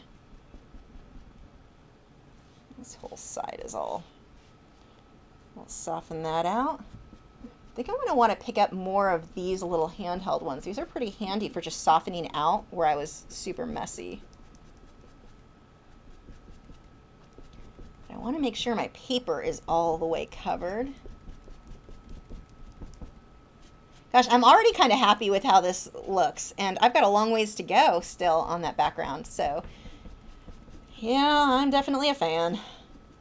All these years I've argued against trying these, and they're pretty fun. And my hands actually are getting a little dirty. I don't know if you can see, like, there is some pastel from holding those things on it, but it doesn't feel like, it's not making me cringe. It's not freaking me out like regular pastels do.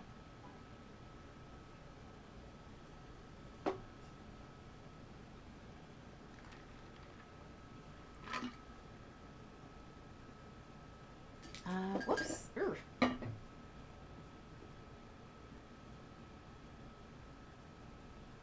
Let's see. Clarice said, I'm almost finished with my first gouache painting. You should totally do a gouache painting. By the way, I love this background. You guys are going to get me doing more stuff, aren't you? I don't even have gouache. I have some acrylic gouache. If I still have it, I may have given it to a friend from Smart Art Box, but I don't own like actual gouache. I have so many mediums. I'm always hesitant to try too many new mediums because I have so many already. Let's see, scroll too far. Let's see. Oops. Stop scrolling. There we go. And stop. Let's see. C.A. Pearson said, I'm just starting to get into pastels now. Which spray should I use to preserve? There are a few. I think someone was saying Grumbacher had a good one. That I would check out Jason Morgan's channel. I know he's done a review on ones that worked well with this product. I haven't gotten to that stage yet to decide what I like. Brent said, is it just me, or does this set not have a bright yellow? I'm very colorblind, so I might not be seeing it. Well, I'm pointing. I don't have a camera over there. There is a bright yellow. The one that's in, like, the bottom corner yellow is, like... Do you mean this, or do you mean a different set? If you're talking about the Pan Pastels, that is, like, bright yellow that I've got in here. It's also got a super bright green that I'm going to start moving into. Actually, the yellow and the green are my next two colors to start. Oh, let's get the tree trunks in first again. Let's see. Just want that to be a soft... I don't need this to be perfectly straight because, you know, nature, which is good because I don't draw straight lines. Let's see. Lou said, your videos have really helped me to improve. Thanks. That's so great to hear. I'll be starting a portrait soon. Do you have any advice for making, it scrolled out of it. Where did it go? Hold on.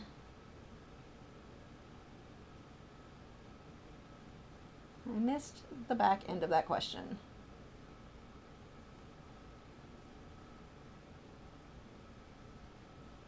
Oh, it was retracted. Okay, well, I have no advice for you then. Kitty Ring said, you gotta let Sheldine know how you like the pans. Oh, well, she's curious. I mentioned it on our live video the other day. Yeah, I will have to talk to her. I haven't talked to her in a while. I need to message her. I love Sheldine.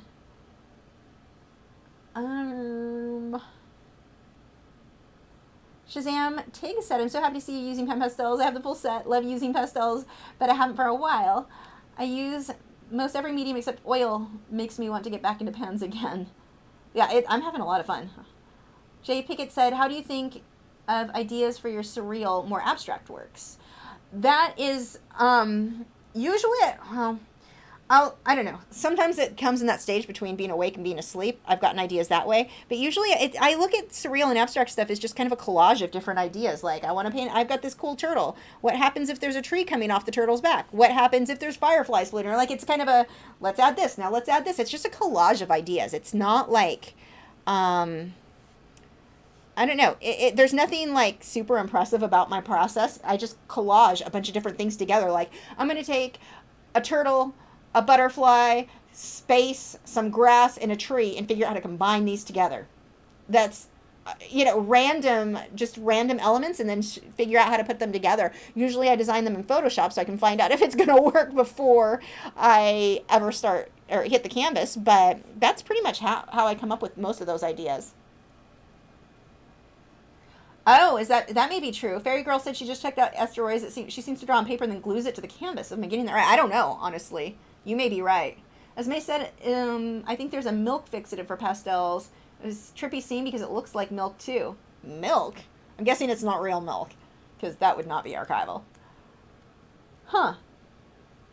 Like, yeah, I haven't really looked into the fixatives yet. I'm going to have to after this one, because this is one that I'll want to preserve for sure. Let's see, I'll be teaching colored pencils soon. And you were my main inspiration. That's so cool. What is your biggest advice for me? I'm from Iran and it's 6 a.m. here. Please answer me. Well, that's demanding. Biggest advice for you for teaching colored pencils. Well, I don't know. I mean, it depends on how you're trying to teach that class. Is everyone working on the same project? What I used to do was, if you're first starting teaching, one of the easiest ways, start teaching kids and get practice with that before you jump into adults. Because adults are a little bit pickier about, like, I don't know. I found that, like, teaching adults, they are more judgmental when you're first learning. When you're learning to teach, the adults are going to be a little bit more not as amused if you're still getting the hang of how to word things and all of that, whereas kids just kind of go with the flow. I would say teach kids first would probably be my biggest piece of advice. And when I say kids, I mean like 12 to 15-year-olds, preteens and teens are a good age to get started with teaching. Whoops, wrong brush. I'm trying to think, what other advice do I have for you? Patience, definitely. Try to make it fun. I found that students learn better if they're having fun than if it's too sterile of an environment. If it's too do this, now do this. Like, try to be fun, try to joke with people if you can. I mean, not everyone has a sense of humor, so I had a few people who would look at me like, what are you even talking about right now? But I found that really made a difference. And I also find that letting students pick up a subject matter that interests them, they're going to learn way faster than you insisting they draw a certain thing. So let's say you want to teach them still life. Now, it's one thing if everybody is drawing the same thing, then everybody has to do what you choose. But if you're letting everyone what I used to do when I taught, everyone was working on their own project. So everyone was working on a different reference photo. Like, it didn't matter what medium. I taught all mediums at the same time.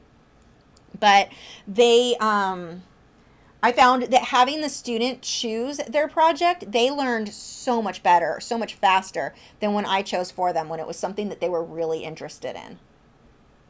So hopefully that'll help. And also be mindful of the materials you're using. I mean, if certain pencils work really well for your technique that you're teaching, you may want to tell people no when they try to bring something that is not going to work. If it won't work for your technique, let them know that. If you're not supplying the materials, that was something where people would be like, I got these super cheap Crayola pencils and I want to learn how to draw pencils like, or colored pencil like you. No, you can't learn to do what I'm doing with it won't work. You can't learn from that. So, that's a bit of advice too. As May said, the milk fixative, it supposedly didn't change the color of the pastels, but seen reviews, it actually did. That's funny. Shazam said, you can get hand moisturizer that's like invisible glove for spare parts shop. This protects the skin, and pastels will wash right off easily. I have to look into some of those. I've used like glove in a bottles type stuff, but I still didn't like it. But it's been a while since I tried that with pastels, so we'll see. Lou said, sorry about that, I was asking if you have any advice for making an interesting reference photo for a self-portrait. Lighting I think is the biggest thing. If you want anything to be interesting, let's say, like, okay, I was never a huge fan of still life. I'm starting to really like still life because the lighting, if you get the right lighting and composition, it makes it really interesting to me. Just like a random in the midday flowers, not so interesting. You get strong shadows mixed with bright light coming, like backlit and stuff. That makes things more interesting. And I think it's the case with portraits too. Things are going to be much more interesting if you play around with lighting. I don't like midday photos, especially for portraits, whether it be pet portraits or people. I generally don't like things super evenly lit. I like that harsh shadow, like where part of the face is really in shadow. I think that gives you a very creative look when you play around with the lighting, or having some of the hair, a little bit of backlighting here so you've got that bit of a glow. Play around with some of that. I think that really can make things look very interesting. George Jimenez, which might also be Jorge, and I apologize if I'm saying that wrong. Have you ever considered doing a charcoal tutorial live stream? Charcoal is so fun but messy. Yeah, probably not. It's too messy for me, and I am too weird about dirty hands.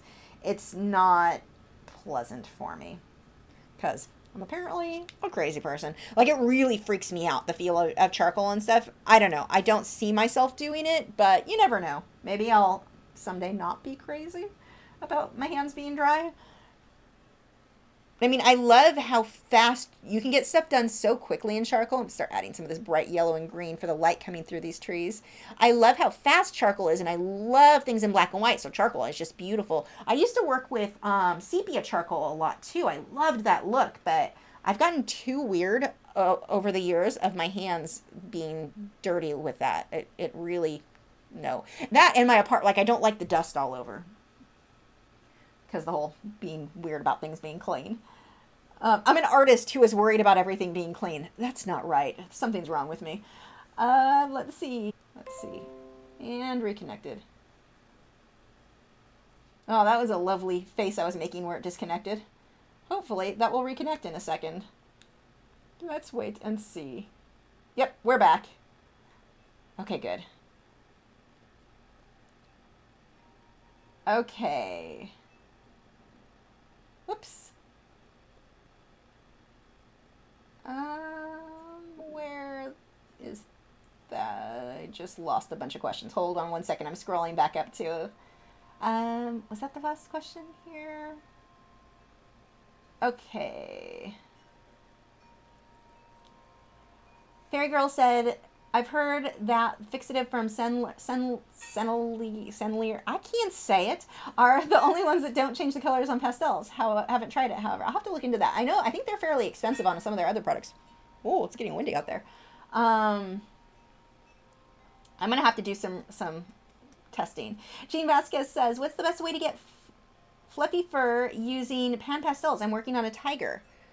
I think it's going to be very similar, and you'll see that when I get into here, because, I mean, this whole area is very fluffy. So you'll see that there. I'm going to have to combine, I think I'm going to actually add the paintbrush, because I was impressed. This has green on it now. Hold on. This, I think, is going to give me a nice kind of finer line for some of these details with a brush. It definitely has more fall off. And I think where I need a harsher line, I'm going to mix Gamsol. But the brush works. And that gives me, see how I've got that nice soft where it faded out. So that may be the way I go. I'm going to have to play around with it, honestly. I don't know for sure yet because this is my, I mean, I did the clouds, but I've done clouds and pastels before. So this is my first like real, let's really try an actual project with these. So I'll definitely be able to give you more information once this full video goes up because I've got to make fluffy feathers in here, which is very similar to fluffy fur.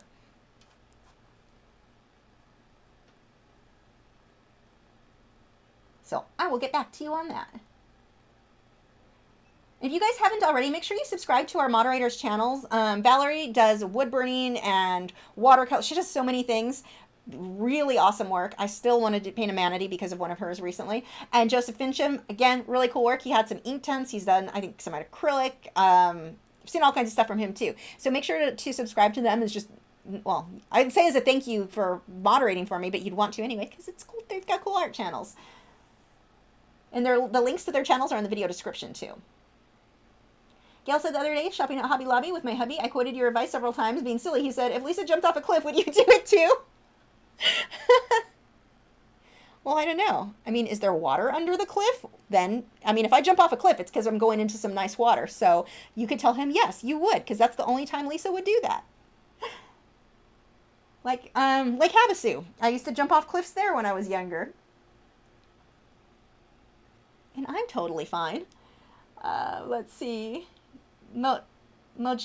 I am sorry I'm saying your name wrong. It looks really cool in writing though. Says, thank you so much. Oh my God, artist meeting. I hope to meet you one day in person. You're awesome. That's really cool. Let's see. I think you're awesome for, I mean, seriously, the fact that you're going to be teaching all, that's just cool. This is, you'll do fine. And when you start teaching, it's a little bit like nerve-wracking. I remember the anxiety when you walk into a classroom and everyone expects you to know everything. You're not going to know everything. You just need to know more than they know. That's all, when you start teaching, that's all that you need. Don't feel like you have to know every single thing. If you don't know the answer to something, let them know you'll find out for them. But don't get too worked up or be too stressed. I remember that feeling of walking into that classroom and people would stare at you. It was really bad when I would teach bigger classes, like 40 people, and they're all staring at you when you walk in, and you're like, oh. Once I got started, it was fine, but that anxiety, don't let it get to you too much. When it's a normal feeling, though, know that. And I'd been teaching for years, and I still would have that when I'd walk into a huge classroom when just getting started. Let's see. I'm Too Random said, how does that purple in your pink and vice versa not bother you? Wait, what? How does that purple in your pink? Oh, and vice versa not bother you? Because it's not on my floor. If that was on my floor, that would bother me. As long as it's all nice and contained in their little pastel pans, I'm okay with that. And they'll wipe off. It's not, I mean, all my pastels are getting a little dirty right now. You can just take like anything, a little tissue, and just wipe those clean if you want to, but it's not muddying it enough to bother me. Thanks, Donna.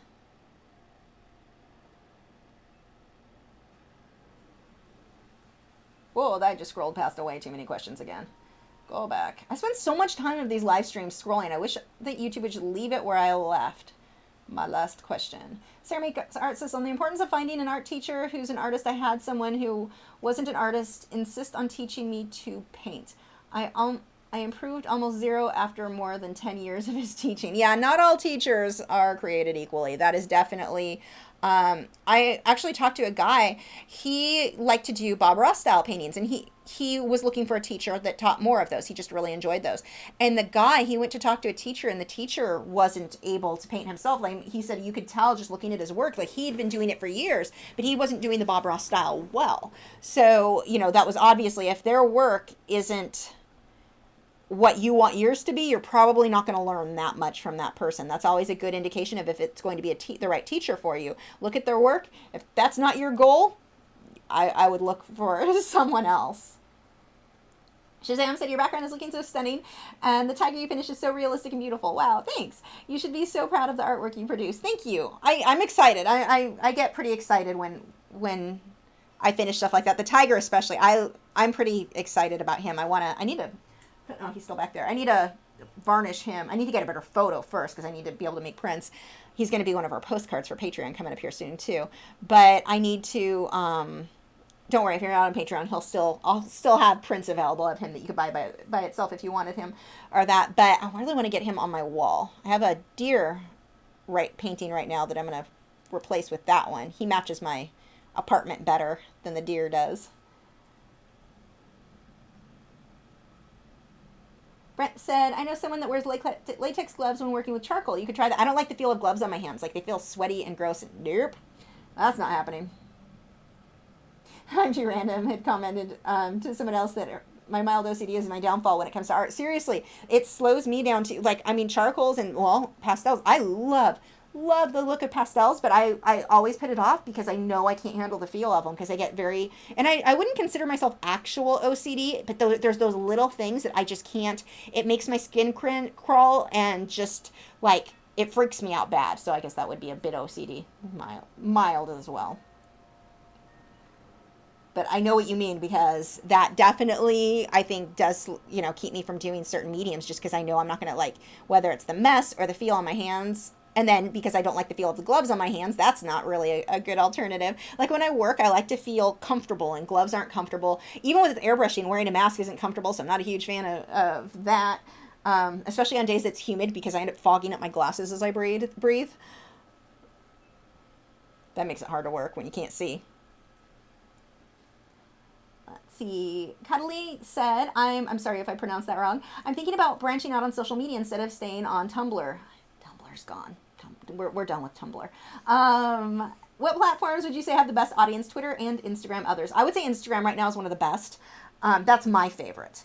Twitter, Twitter's good. I like Twitter, but not as much as these build to the nice brighter opacity. So I'm loving these so much. But Twitter, I like Twitter, but it's not, I don't know, it seems like there's so much political crap on Twitter. I like Instagram because you're seeing the photos. You're not seeing a lot of political crap. You're not seeing a bunch of people just being jerks to everybody. You're seeing, you know, depending on who you follow and what you're following, a lot of art. And I think building the following on Twitter or Instagram, it has been one of the easier because their hashtag system has been good. The thing is with Twitter, they're owned by Facebook, and they are definitely going the way of Facebook as far as filtering the content that we see. And I'm not a fan of that. Like, if I follow someone, I want to see all their content. Don't filter that. But they're definitely doing that to us on Instagram as well. So there may be other ones. I'm always hoping for another platform to kind of take over, because I feel like Facebook has gotten a little too big for their britches, I guess. So they make choices that are not based on keeping the consumer happy. I think they're based on keeping their investors happy, and it's killing, it is hurting the platform. People leave Facebook all the time. And then the other thing with Facebook is a lot of people consider it like for old people. So a lot of younger people are not using Facebook anymore. So that's something to keep in mind there. But I think Instagram is kind of following along there. They're not as bad yet, but they're owned by Facebook, so they're gonna. I mean, we're seeing a lot of similar things there. But Instagram probably right now is still my favorite. As May said, I'd jump if you said it was fun. I'd rather jump off a cliff into water. That sounds like more fun to me. Let's see. Gail Perkins says he knows I'm a devoted fan and student. Not for... and scroll too far. I know I'm always answering you guys way after the questions were written so that I can get to everybody. So I apologize for that. I know I sound like I'm super late on everything. Haley said, you tried the Polychromos pastel crayons. I have not yet. I definitely have not. They look interesting, though. Well, pastel, no. I'm sorry. I'm thinking of their watercolor. And then they've got another one. Or no, you know what I'm really confusing that with was Caran d'Ache. Everything's mush. Caran d'Ache, their super color I want to try. But regular pastel, not for me. Too chalky, too dry. I'm too weird about that. Courtney said, OMG, that tiger is amazing. Thank you. That is the kind of work I look forward to being able to do. Yeah, I'm really excited. I want to do more water like that because I think that I can use the water from this one and a different reference photo of a different animal. I mean, I have a general idea of how the water would move and how that reflection is. So I think I want to do a series with a lot of that reflective water, just like him with different animals. So, I mean, maybe an elephant, a hippo. I want to do a hippo. Yeah, I mean, there's a lot of different animals that like the water, so I really want to play with that theme. George or Jorge, I apologize if I'm saying that wrong. Jimenez says, would you say darkening, shading a color by using its complement is better than using a dark brown such as burnt umber? It depends on what it depends. There's never, unfortunately, as much as I like there to be definite rules where I can say, yes, always do it that way, there just isn't. Sometimes one will look better than the other. Using a complementary color, more often than not, looks really good, but sometimes that won't work. Sometimes that just doesn't fit with the color palette that you're working with. So it just... it depends. There's not a straight like one answer I can give you that yes, always do it this way or always do it that way. As much as I would like that to be the case. Start getting some of this reddish brown in there, a little variation. I need to soften some of this too because I'm starting to get too much of the same brush stroke. God, this layers so well. I'm loving this paper. I used the U Art last time. I'm liking this better. The Fisher 400, I'm enjoying working on better than the U Art.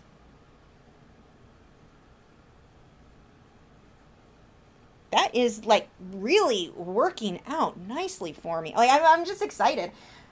This is still a very new medium for me, so I never know if what I'm going to do at this point is going to work out quite how I planned.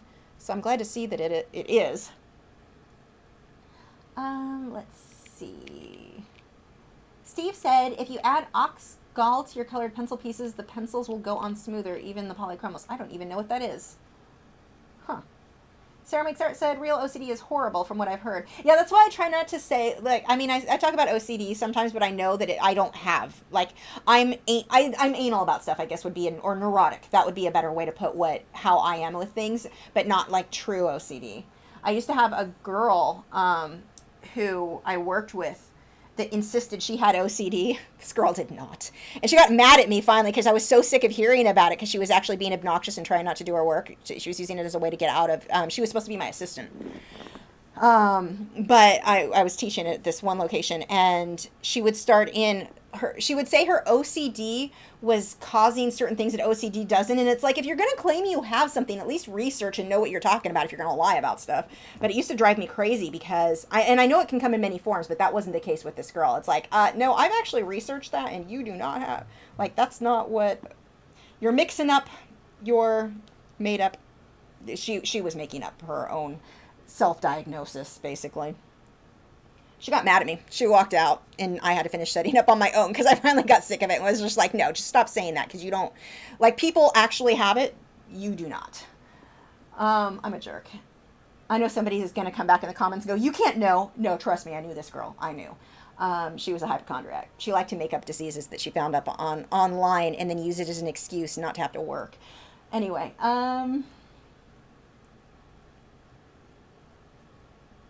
whoops, scrolled too far.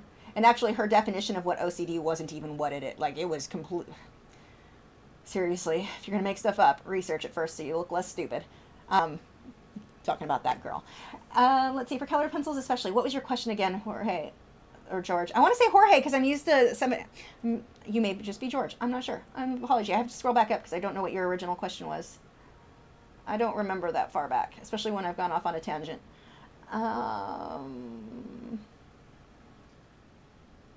I'm not finding it. I'm not sure what your original question was. I think you asked about color using complementary colors, if that was the question, if I'm remembering correctly, and I'm probably not, but it wouldn't matter. The color, like one medium to the next, your color theory is the same no matter what medium you're working in.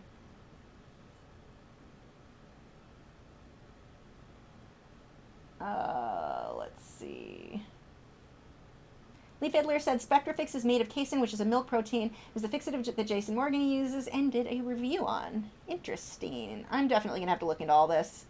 Yeah, the Art of Joseph Bishop. He said that his 13-year-old niece said that Facebook was for old people. That's what I've heard a lot from younger people, that like a lot of younger people just aren't using that.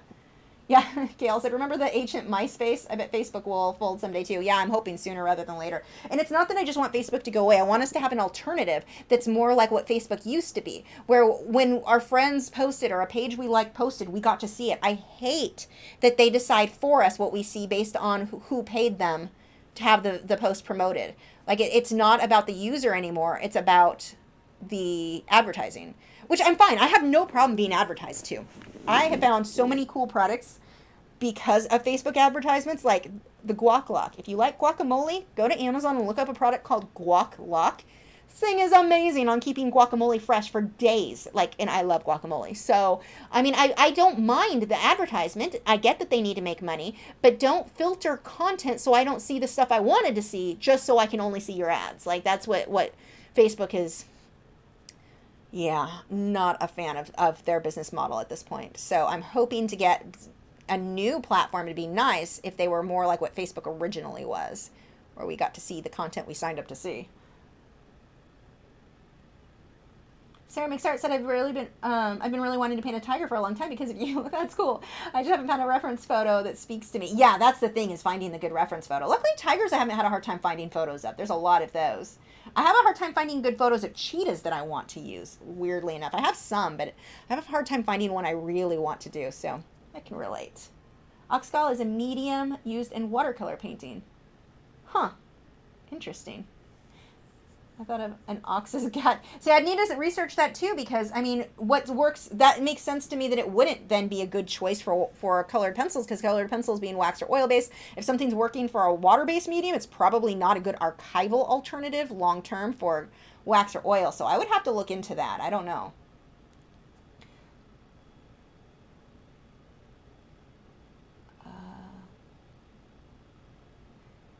Yeah, Sarah, that I see that a lot where people misusing different terms, and it's like with different mental conditions where, oh yeah, you said OCD, bipolar, schizophrenia, and psychopathy being used wrong. It is all the time. Like when I see people use these, and it's usually people that are just, I don't know, they sound so ignorant. It's like, I don't think that word means what you think that word means.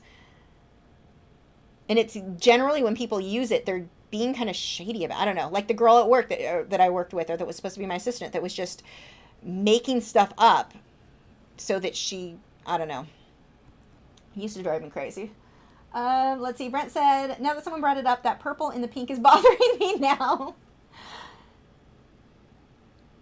See, I don't know, maybe you guys are more neurotic than I am about stuff then. I'm too random said, Oxcal is a medium for water. Okay, yeah. Never heard of anyone. Yeah, I've never heard of anyone using with colored pencil design. I'm thinking if it works with a water base, probably not going to be the. It may give you cool results. Like people will use baby oil with colored pencils. It works, but it's not an archival like long term. That's going to be a problem. And I have to guess that somebody who uses it with, if it's intended for watercolor, then it's probably not intended for colored pencil, which means it's probably not going to work since these are wax or oil based versus water. Charlie said, I heard of a woman who was bedfast and she swore that she had prostate cancer. What?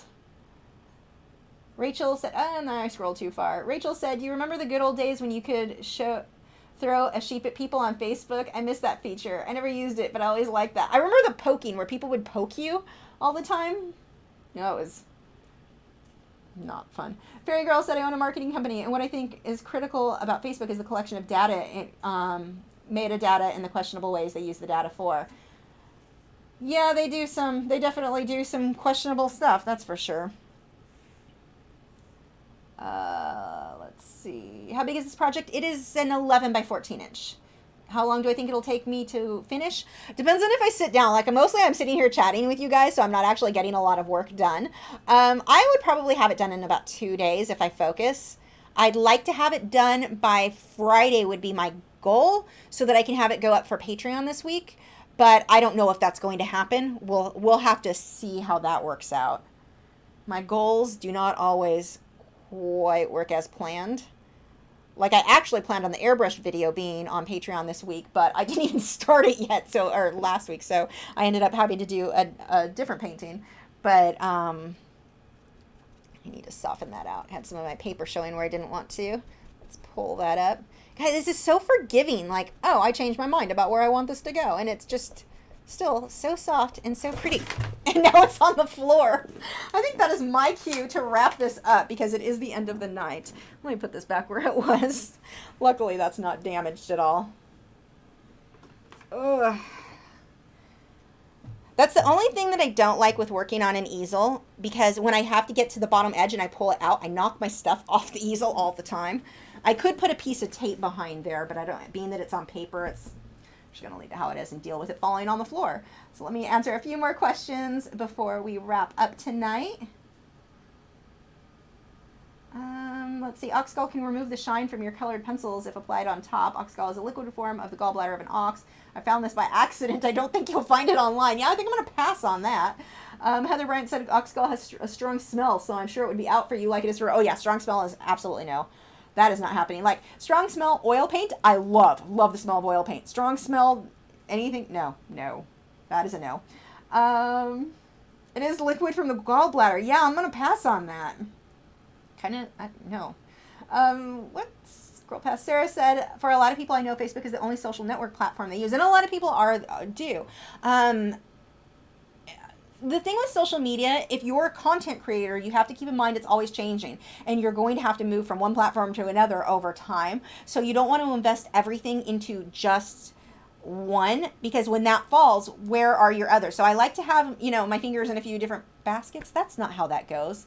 My fingers in a few different pies. I don't know how that saying goes at all. I like to, don't put all your eggs in one basket. Oh, I got that one right. But, so right now my main ones that I use are Facebook, and I like our Facebook group, but even my own personal page, it's just like the way Facebook is filtering content is just, I'm not loving it. They had us work so hard, build followers, do these things to get followers, and then you build the followers, and now they're like, okay, you got the people who want to see your content. Now you pay us if you want to share with them. What? It's still worth it because it's still free. And like with me, I think I've got like 28,000 followers on Facebook. I'll still have my content shared with maybe 1,000 people. Out of 28,000, that's not good. Sometimes they'll only share it with 400. Sometimes they'll share it with 200, depending on what it is. Dear God, there better not be a link to anything where I might make money, because that will get completely hidden. They're not going to show that to almost anyone. Maybe seriously 200 people might see that. So Facebook, I don't really invest a whole lot of time into anymore. I like our art group is the only thing. If it wasn't for our art group, I probably wouldn't use Facebook much at all. Instagram right now, like I said, my favorite. Twitter. But there's always going to be new things. I tried Snapchat. That one wasn't really for me. I may end up trying it again in the future. I don't know. But I'm hoping more come out. So whenever a new one does come out, you want to sign up, though, because you want to save your username if that's an option with that platform. That scroll. The scrolling is just terrible with this. Let's see.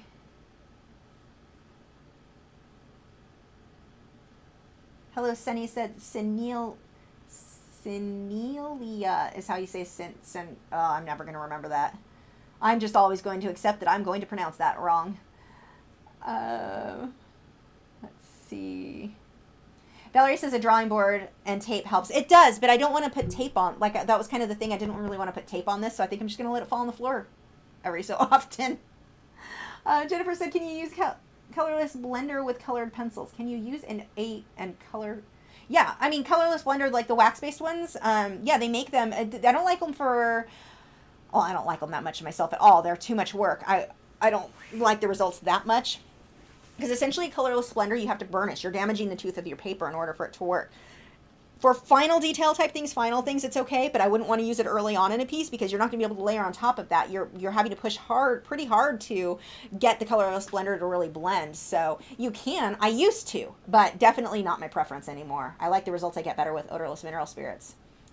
Axel said, I'm going to move from Texas to Montreal next month. Do you have any tips for moving, artwork, art supplies?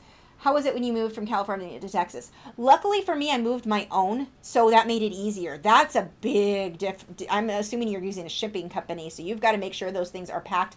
If that box can't be tossed across the room or have something smack into it like a hammer without damaging the artwork, you don't have it boxed well enough. If you can use a wooden crate type thing, some will do that with plywood to protect the artwork inside. That may be a better way to go, but you've got to basically plan on the movers damaging the heck out of it. Everything and then even when you're driving, things in the truck are going to shift and fall over, and you've got to protect that artwork. If you can, even if it's within a box, have lightweight plywood, or even just some kind of lightweight cardboard, I mean, not lightweight, heavyweight cardboard will work in between each art piece. I mean, and all along the outside edge of the, within the box. You've just got to be careful because anything that hits that box or punctures it or pushes on the box can ruin the artwork inside. So you're just going to have to be really careful with how you package the artwork. For the art supplies, same thing. I mean, anytime you're moving, you've got to, and especially if you're going to use movers, you've got to consider that box, however people are going to handle it, is not going to be how you're going to handle it. So, like I said, truck turns a corner, and this can happen even if you're driving. Truck turns the corner, everything shifts in the thing and pushes up against that box. Is your artwork still going to be okay? If not, you know you need to package it better. So just keep that in mind while you're packing stuff. Gail said there's a synthetic oxgal that doesn't smell as bad. Still going to pass. Doesn't sound interesting to me. Let's see. Whoops. Kitsy said, how is Vero? I posted it once and then never posted again because it was beta. And the creators had a bad reputation for being sleazy, I guess. I don't know. I don't know if that has anything to do with their platform, but it's, yeah, no one really talks about it anymore. And that, unfortunately, is what happens with a lot of new platforms. Everyone gets excited, everyone signs up, and then nothing happens with it. So with me, I posted once, and then every time I would try to log on to see anything, it seemed like the platform was really cool. I liked it when it worked, but it didn't work half the time. And when you have a platform like that doesn't work, people just give up. I just gave up. So I don't know if it's still working or not. I have no idea. I haven't even opened that app in months. I'm too random said, great live stream, thanks. Now that you're wrapping things up, I'm kind of sad, but realizing it's 4 a.m. Some sleep would do me some good. Yes, get some sleep. Let's see. What's the alternative to using airbrush in acrylic paintings? They're pretty huge and difficult to own. Huge? How huge is huge? I mean, a compressor's yay big. The airbrush is this big. They don't take up much space, so I don't know. They're definitely not huge. Or difficult to own. They're expensive. That is the main drawback for most people getting started, is that they're an investment to get. Well, I mean, with any medium, when you get started with stuff, it's going to be kind of expensive. So you're probably looking at, $400 to get started, $500 to get started. So that is definitely a drawback. That I do understand. But as I hold this is my. Maybe I just need to lube the other one. I just haven't done that yet of the new one. Like, I like the handle of this, the Iwata Neo, better than the Grex one so far. So I hope I'm hoping that once I lube all of the parts up on that, it'll be nicer. Right now it's not. Anyway, sorry. When I was feeling that, I'm like, oh, I kind of like how that feels better. Alternative. There's not, I mean, if you want it to look like an airbrush, you have to have an airbrush with acrylics. You can get similar effects, but it's clearly not done with an airbrush. It just depends on what you're looking for. So you can do a lot of glazing with acrylics, and I have a video that'll be going up in the next week or two. I think it's next week's video is the bokeh background with a bird. I show you how to do that without an airbrush. So, I mean, there's alternatives, but it's not quite the same. And it's also a lot harder to do that without an airbrush than it is with the airbrush. The airbrush makes things way easier. So, yeah, as far as being huge, they're definitely not huge. The compressor is like the size of a shoebox, and and then the airbrush, that's, I mean, it doesn't take up much space. But yeah, definitely the expense, I understand. That bokeh background one, I'll give you some tips on that with the way that I glaze, but it's just not going to be the same without. And I think that's rolled so far. Too far again.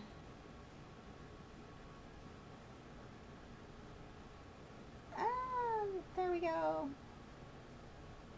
It's because the costs explode with many. Oh, talking about why different platforms are doing well. Because the costs explode with many new users. We did code a full platform too, which was sold at the end, but most didn't expect the maintenance cost. Yeah, I can see where that would be very expensive. Like, and that's why I don't mind. Like, I get that Facebook needs to make money. Obviously, that's a big platform, and they make the money off the advertisement. But to me, making money off the advertisements. So, okay, you want me to upload a video. I'm the content creator in that case. So I'm uploading a video. You're allowing me to post it for free, but you're putting ads on that video to make you money. Totally fine. I get that. But then you don't have me pay to show someone my video that has your ads on it on top of it. That's the double dipping. I have a huge problem with Facebook's doing that. But like, I get that there's Ello is still around. ELLO. I'm actually over there. It's been years since I logged in. I get emails from them occasionally, so they're still going. I don't know how it is, but their whole thing, they didn't want originally advertisements, and it's like, I don't mind the advertisements. I mind you expecting us to pay to share our content that you then advertise on. Like, that makes no sense to me. I like how YouTube handles it, where we upload. Yes, it is expensive. The money that YouTube has had to put into maintaining this platform is huge, but they make money from the advertisements. That makes sense. And then they share it with us on top of it. That's huge. So, yeah, I definitely like YouTube's platform the best. So, yeah, as far as social media goes, if you're into videos, YouTube, I would say, is a good one to get involved, like the best to get involved with. Let's see. Gail said, can you tell me the names of where to find the Colored Pencil podcast other than iTunes? Go to sharpenedartist.com. There's a link for the podcast. You'll find everything there. Whoops. Namita said, I got an airbrush meant for cake decorators. It's good for a beginner like me. Very compact and not too expensive. That's cool to hear. Esme wants to know how Chicken and Nugget are. They are good. Chicken is waiting as soon as we're done with the live stream. Him and I are going to go play some Warcraft. I've been promising him all day. Every time I walk by the room that he's in, he's like trying to get my attention so badly. So Wednesdays he doesn't get a lot of attention until after the stream, so he's waiting for me right now. And Nugget is adorable, but he can wait till my husband gets home. He's my husband's bird. Okay, we are... I think we are done. I agree. YouTube is going to destroy all industries. I mean, I think it's better than. I think it depends on what your definition of destroy is.